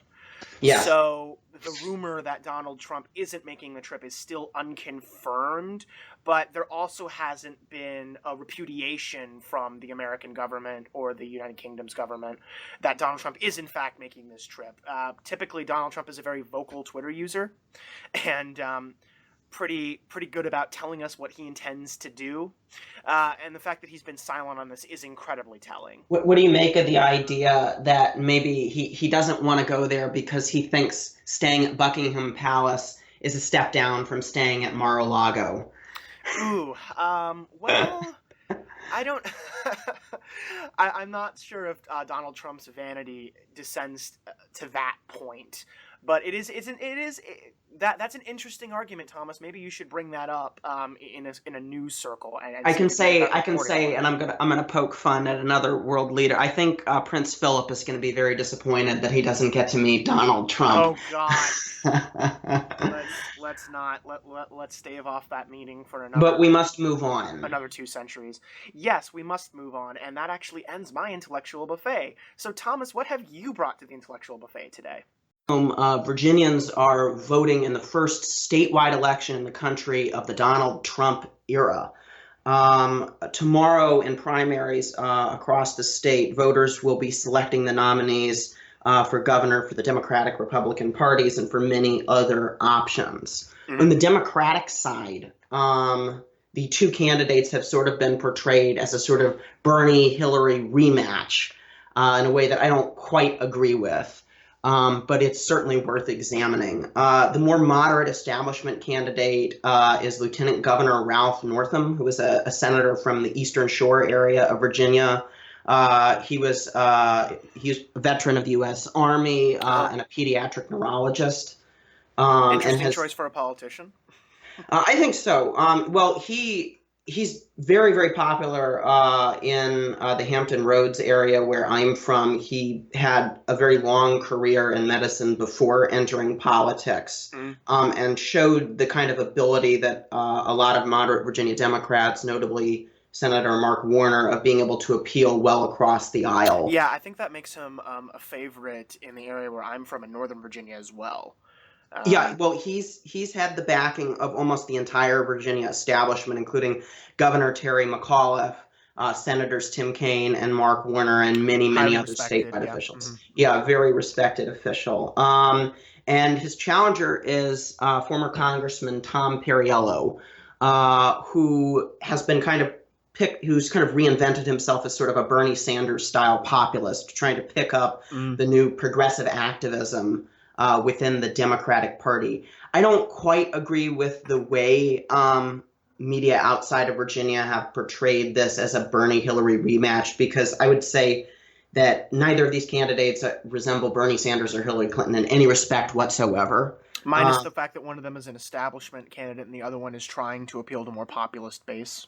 I would say that that's sort of true, Okay. but Perriello was congressman from Virginia Congressional District 5. He was elected in 2008. Mm-hmm. While he was congressman from that district, he notably took a number of conservative positions, both on abortion and guns. Yes. Although he would say, if he were responding to this, pretty consistently economically populist, and he took a number of courageous votes for President Obama's policies while in office. Could Perriello's more conservative positions be explained via the same phenomena that caused Bernie Sanders to have a higher rating with the NRA than Hillary Clinton? I'd say that's basically true. And I think it kind of depends. And I'm interested to see how the progressive base responds and seeing, are they more interested in his economic positions or on these big social issues? Do you think that will define some of how the gubernatorial race is structured based on what appears in these primaries? I think so. If it's Northam, you can bet that they're going to try to focus, and Northam's already done this during the primary, try to focus mostly on local issues. Northam is really interested in a public service plan to pay for community college. Right. He's tried to keep this focused on Virginia and say, let's keep national politics out of this. And Perriello is interested in nationalizing this as much as possible and making this a referendum on Donald Trump. As of this morning, most of the polling on this shows the two Democratic gubernatorial candidates about even. Okay. As I mentioned, Northam has the backing of the state establishment, but Perriello has about twice as much cash as Northam has and has been blanketing the airwaves with commercials, including a one. Myself. Yeah, I'm sure you have because you're in Northern Virginia, including a commercial where President Obama was speaking on behalf of Perriello in his failed attempt to run for re-election in 2010. We should note that President Obama has not endorsed a candidate in this Virginia primary. Probably politically advantageous for President Obama not to endorse someone at this point, I would assume. Yes, I think so. And I think Obama's trying not to get in the middle of the increasing feuding within the Democratic Party. Let's talk about that for a second. Okay. Let's talk about that for a second. If Northam wins, do you think that Perriello's voters are going to be inclined to unify with Northam's base in order to oppose the Republican nominee, who might be Ed Gillespie? I think he's the presumptive nominee at this point. Presumably Gillespie. I'm honestly not sure. I've kind of established that I think Perriello isn't quite the populist that Sanders was. You did? And I think that also you have to remember that turnout tends to be lower in these gubernatorial elections. We had in 2013 a candidate who was very unpopular even with his own party, Terry McAuliffe. Yeah. And Democrats still in the end tended to unite around him. There was big talk of third-party turnout. There was big talk of Democrats staying home when McAuliffe became the nominee. But in the end, he managed to squeak by, partly because his challenger at that time, Ken Cuccinelli, was so unpopular. So I think Northam still stands a very good chance. And all the polling we have, for whatever that's worth, which isn't much, shows that Northam is ahead of any Republican challenger that he could face. I would also add one additional point here, and this is really crucial. Yeah. Remember that in the presidential primaries here in Virginia, the establishment did a lot better than in other parts of the country. Hillary Clinton did considerably better than Sanders in the Democratic primary here. And Donald Trump won the Republican primary in Virginia, but just barely. The establishment candidates did a lot better in Virginia than they did in other states. And I'm kind of thinking partly it's your part of Virginia that's a big factor. Yeah, I was about to say, it's worth pointing out that a lot of times when there's a presidential election, Virginia will almost appear to be going for the Republican candidate until the ballots from Northern Virginia are counted, because we have some massive counties up here and a lot of people who are pretty liberal at this point, but they're establishment liberal. Hillary Clinton did historically well in Northern Virginia, which I don't think she did in any other area of the country. Yes. She took it by significantly more than Barack Obama did, and by significantly more than any other candidate has in quite some time. Yeah, So- Sanders really only performed well in college towns like Yes. Charlottesville and Blacksburg and a few other parts of the state that are kind of isolated, I think, both politically and culturally, Right. from the rest of Virginia. So it's definitely worth pointing that out. I'd also point out one additional factor that I read in the Washington Post this morning that I find intriguing. Right. In primary elections, you have the opportunity, if you're a Democrat or Republican, to seek support in places that are unlikely to go for you in the general. So Ed Gillespie, who I'm going to talk about in a minute, and Northam are seeking support in both Democratic and Republican areas from moderates on both sides. And that could make a difference in a close race. So that's a big factor. There was a big piece in Politico a few weeks ago talking about how Ralph Northam is seeking the support of Mitt Romney voters. Probably not good for him in his primary contest, but it's just worth noting that. That is interesting. But let's touch on the Republican race since we've mentioned that a little bit. Yeah. So there are three candidates for the Republicans this time. Ed Gillespie, who we mentioned, former chair of the Republican National Committee under George W. Bush, noted lobbyist. He ran against Mark Warner in the 2014 election and defied polling. Again, worthless polls. That's a theme here in my intellectual buffet. Defied polling by closing a 20-point gap with Warner and only losing by a few thousand votes to Warner, who we should mention to people outside of Virginia is one of the, maybe among the most popular politicians in Virginia history, has a real connection with large parts of the state. Incredibly respected by almost everyone in the state of Virginia. Yeah, we've mentioned him in our discussion on Comey. He's a key figure in that. Yes. But Gillespie was able to perform very strongly. Frank Wagner hasn't gotten as much mention. He's a senator from the Virginia Beach area where I'm from, former veteran.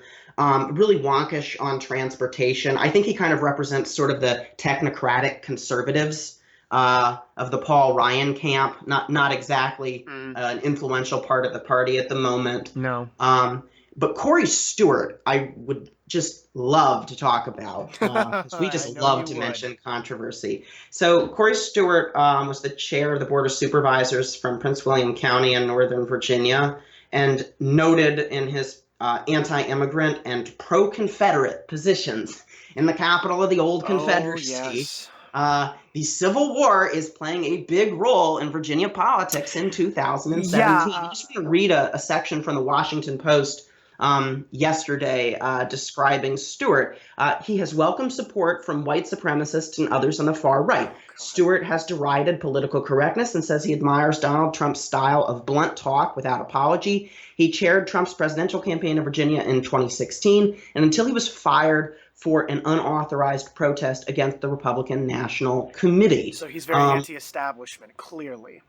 Incredibly, and he's also making use of intense controversies and polemic statements to gain support within the Republican Party. This might work in another part of the country. I'm a little skeptical for the reasons that we discussed, that Virginia just tends to be a bit more establishment. He might get that populist support, but you have to remember that Donald Trump is very, very, very unpopular in Virginia. He's intensely unpopular in Virginia. It's also worth a little bit of an elaboration on something you said earlier, Thomas. Sure. Pro-Confederate positions. He has turned preserving Confederate monuments in the state of Virginia into a major plank of his platform. Commonwealth of Virginia. Commonwealth of Virginia. Pardon me. Commonwealth of Virginia. Everybody gets that wrong. You're obnoxious. In the Commonwealth of Virginia, into a major plank in his platform, including notably, there was a statue of Robert E. Lee in Charlottesville. Yes. That was. We should say Charlottesville, Virginia is in central Virginia.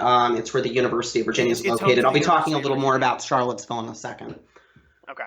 But it was slated to be removed by the city council and attracted protests from white nationalists, including Richard Spencer of all people. Yes, among others.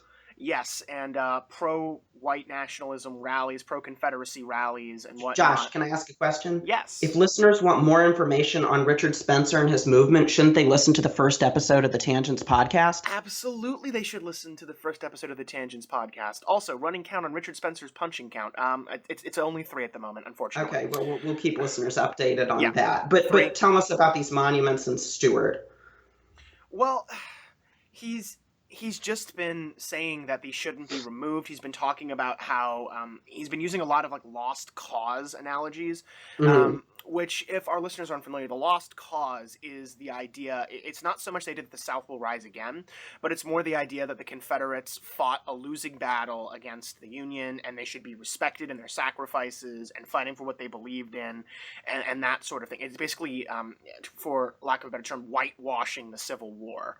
Yes. Actually, I think it's a very appropriate term, as a matter of fact. It's extremely appropriate. And it's also not a narrative that just took hold in the South. No, it's not. It took hold through large parts of the country, partly as a product of the way Reconstruction ended. It's also partially as so the old adage is that the victor writes history. History written by the victor. I think the Civil War, and you might agree with me, is one of the singular examples in history where it was in fact the defeated who wrote the history. And did they write a lot of it? Were those memoirs of Jefferson Davis really long and boring? I have a corollary to that adage, which I entirely agree with you, Thomas. The victors get to write the history when the victors choose to write history. Yes. The problem is that the North had no interest in chronologing the Civil War immediately after. We do recommend listeners read Ulysses S. Grant's memoirs. That's one of the few examples of a good Northern memoir that was very influential. But the South wrote a lot of books propagandizing and rewriting the history, especially Jefferson Davis. And who was the Confederate vice president? I can't remember. Alexander Stephens. Alexander Stephens, yeah, just awful. Right. Yeah, no, he was the one who made the cornerstone speech, stating that slavery and the idea of white supremacy over black individuals was the cornerstone of the Confederate Constitution. Yeah. So, essentially, Stewart's been making arguments that removing the monuments is akin to forgetting history. Yes. Which, in my view, as a former Civil War buff, well, not former Civil War buff, current Civil War buff, but former Civil War fanatic, is entirely ridiculous. We're not... These statues and monuments... I thought you were going to say former Civil War veteran. No, God, Thomas, I'm not that old. You are. Mr. Hassell, have you or have you not donned Civil War era clothing, held a Civil War era musket, or engaged in any other activity that might constitute reenaction? No comment. I plead the Fifth Amendment there. Anyway,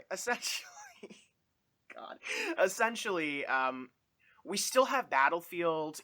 In Virginia alone, there's 1st Manassas, 2nd Manassas, Chancellorsville. I just want to say that you now have something in common with former National Security Advisor Flynn.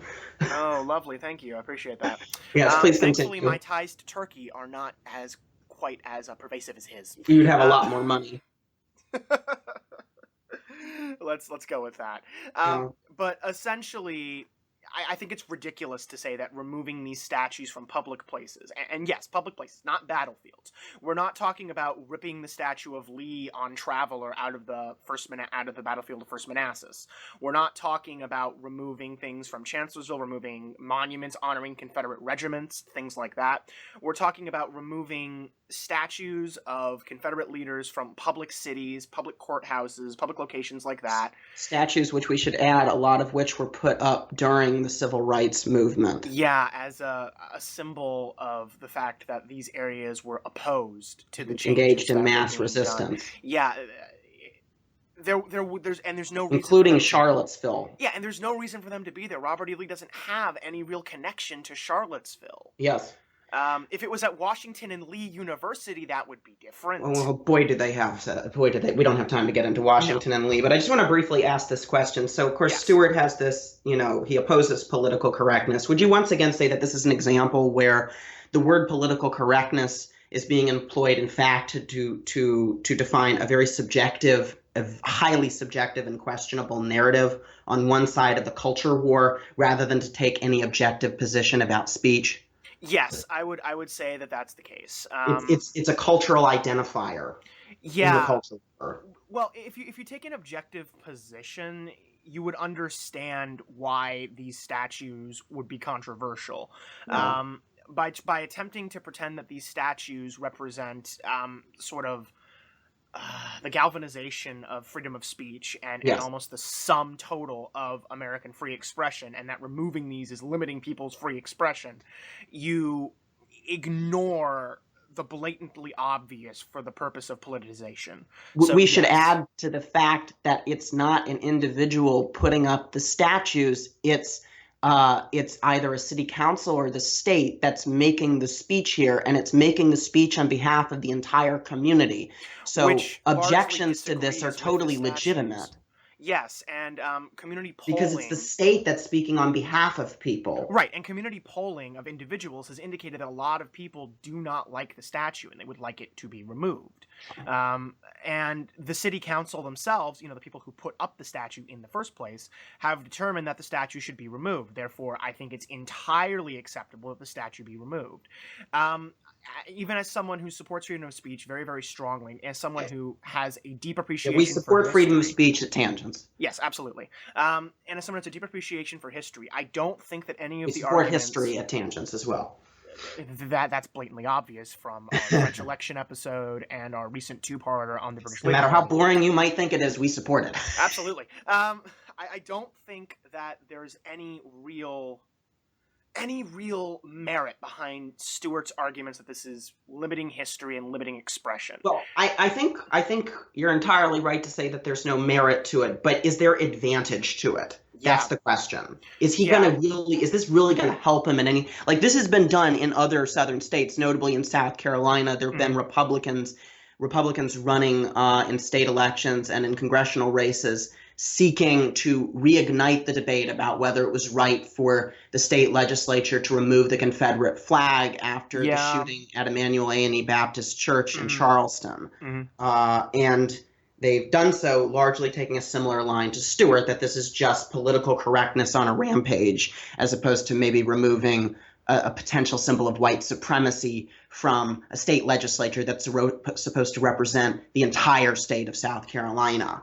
Right, and it is worth noting to our listeners that individual houses in the state of South Carolina are 100% still allowed to fly the battle flag of the Army of Northern Virginia, Yes. or as our listeners might better know it, the rebel flag. Yes. I don't think it's going to help Stewart in this gubernatorial primary for the Republican Party in Virginia for reasons that you've already given. Virginia tends to be more establishment. There's been a lot of criticism of Stewart based on these white nationalist, white supremacist, alt-right leanings that he's been displaying here. Yes. And I really think it's going to hurt him in areas like Northern Virginia that are very important, in areas like Charlottesville, unsurprisingly, which are also very important. Well, I wouldn't even really talk so much about Charlottesville, but as Albemarle County. And the areas around Charlottesville, which are very Republican. So I want to switch to Charlottesville just real quick. Sure, go ahead. Because I know we've had a long intellectual buffet today. That's all right. So the 57th district of Charlottesville is represented by David Toscano, the House Minority Leader in the lower house of the Virginia Legislature, the House of Delegates. He's actually having a primary challenge from a fellow named Mitiga, I think it's Ross Mitiga, who is a self-described Democratic socialist and has the backing of Bernie Sanders's Political Action Committee, Our Revolution. And this is a key test, I think, in whether the Democratic Party is going to start to across-the-board challenge establishment candidates on a variety of issues. Mitiga has attacked Toscano from taking money, especially from Dominion Power and from other key Virginia businesses. There have been local issues, the Virginia pipeline, natural gas pipeline, which we are not going to get into. It's too boring. But Mitiga has very much run in Charlottesville, we should say, is a college town at UVA. It is so blue that it may as well be red. That is how blue it is. And I still am inclined to say that Toscano probably is going to pull through on this one. He seems to have the backing of almost every major group, including very progressive groups in Sierra Virginia. Club. Mm. Yes, but it's very interesting to see that we are starting to see these types of challenges. So that's another one to keep an eye on. Thomas, one last question. Sure. Do you think that, seeing as Bernie Sanders has endorsed both Northam's challenger Perriello and Toscano's challenger Mitiga, do you think that if both Mitiga and Perriello fail, that will affect the Bernie Sanders and the Bernie Sanders supporters' credibility in the Democratic Party? No, I think they're going to be emboldened by defeat, just as they were during the presidential primary. As we've learned, and especially with the Labor Party, you don't actually have to win elections to gain momentum and to become the story. If anything, it seems to embolden populists. The one thing that one thing that seems to hurt populists the most is actually winning office and having to do something. As we've seen with Donald Trump. On a more somber note is today's recording is on June 12th, and this will be the first anniversary of the Orlando nightclub shooting at the Pulse nightclub, a gay bar in Orlando, Florida.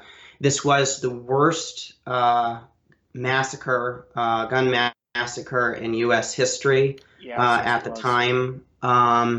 It killed 49 people and wounded 58 others. The attack was a terrorist attack against the LGBT community, perpetrated by Omar Mateen. I have to say, on a personal note, that my boyfriend was in Orlando at the time, and he was there with his friends, and they had actually considered going to that nightclub that night. Apparently, they were so tired that they decided to go to bed early instead. And as long as I live, I will never forget waking up that morning and hearing that there was a shooting in Orlando, and not knowing if he was all right. He obviously is fine, and we're still together. But it was a really dramatic and seminal event. I think, looking at the aftermath of the shooting, it kind of showed two things. It really did show that there was a state of national solidarity with the LGBT community, the outpouring of sympathy that came after the attack, and what we've seen since has been really optimistic. But one of the things I found that struck me immediately after the attack is that apparently many of the victims' families didn't even know that they were gay. That's incredible.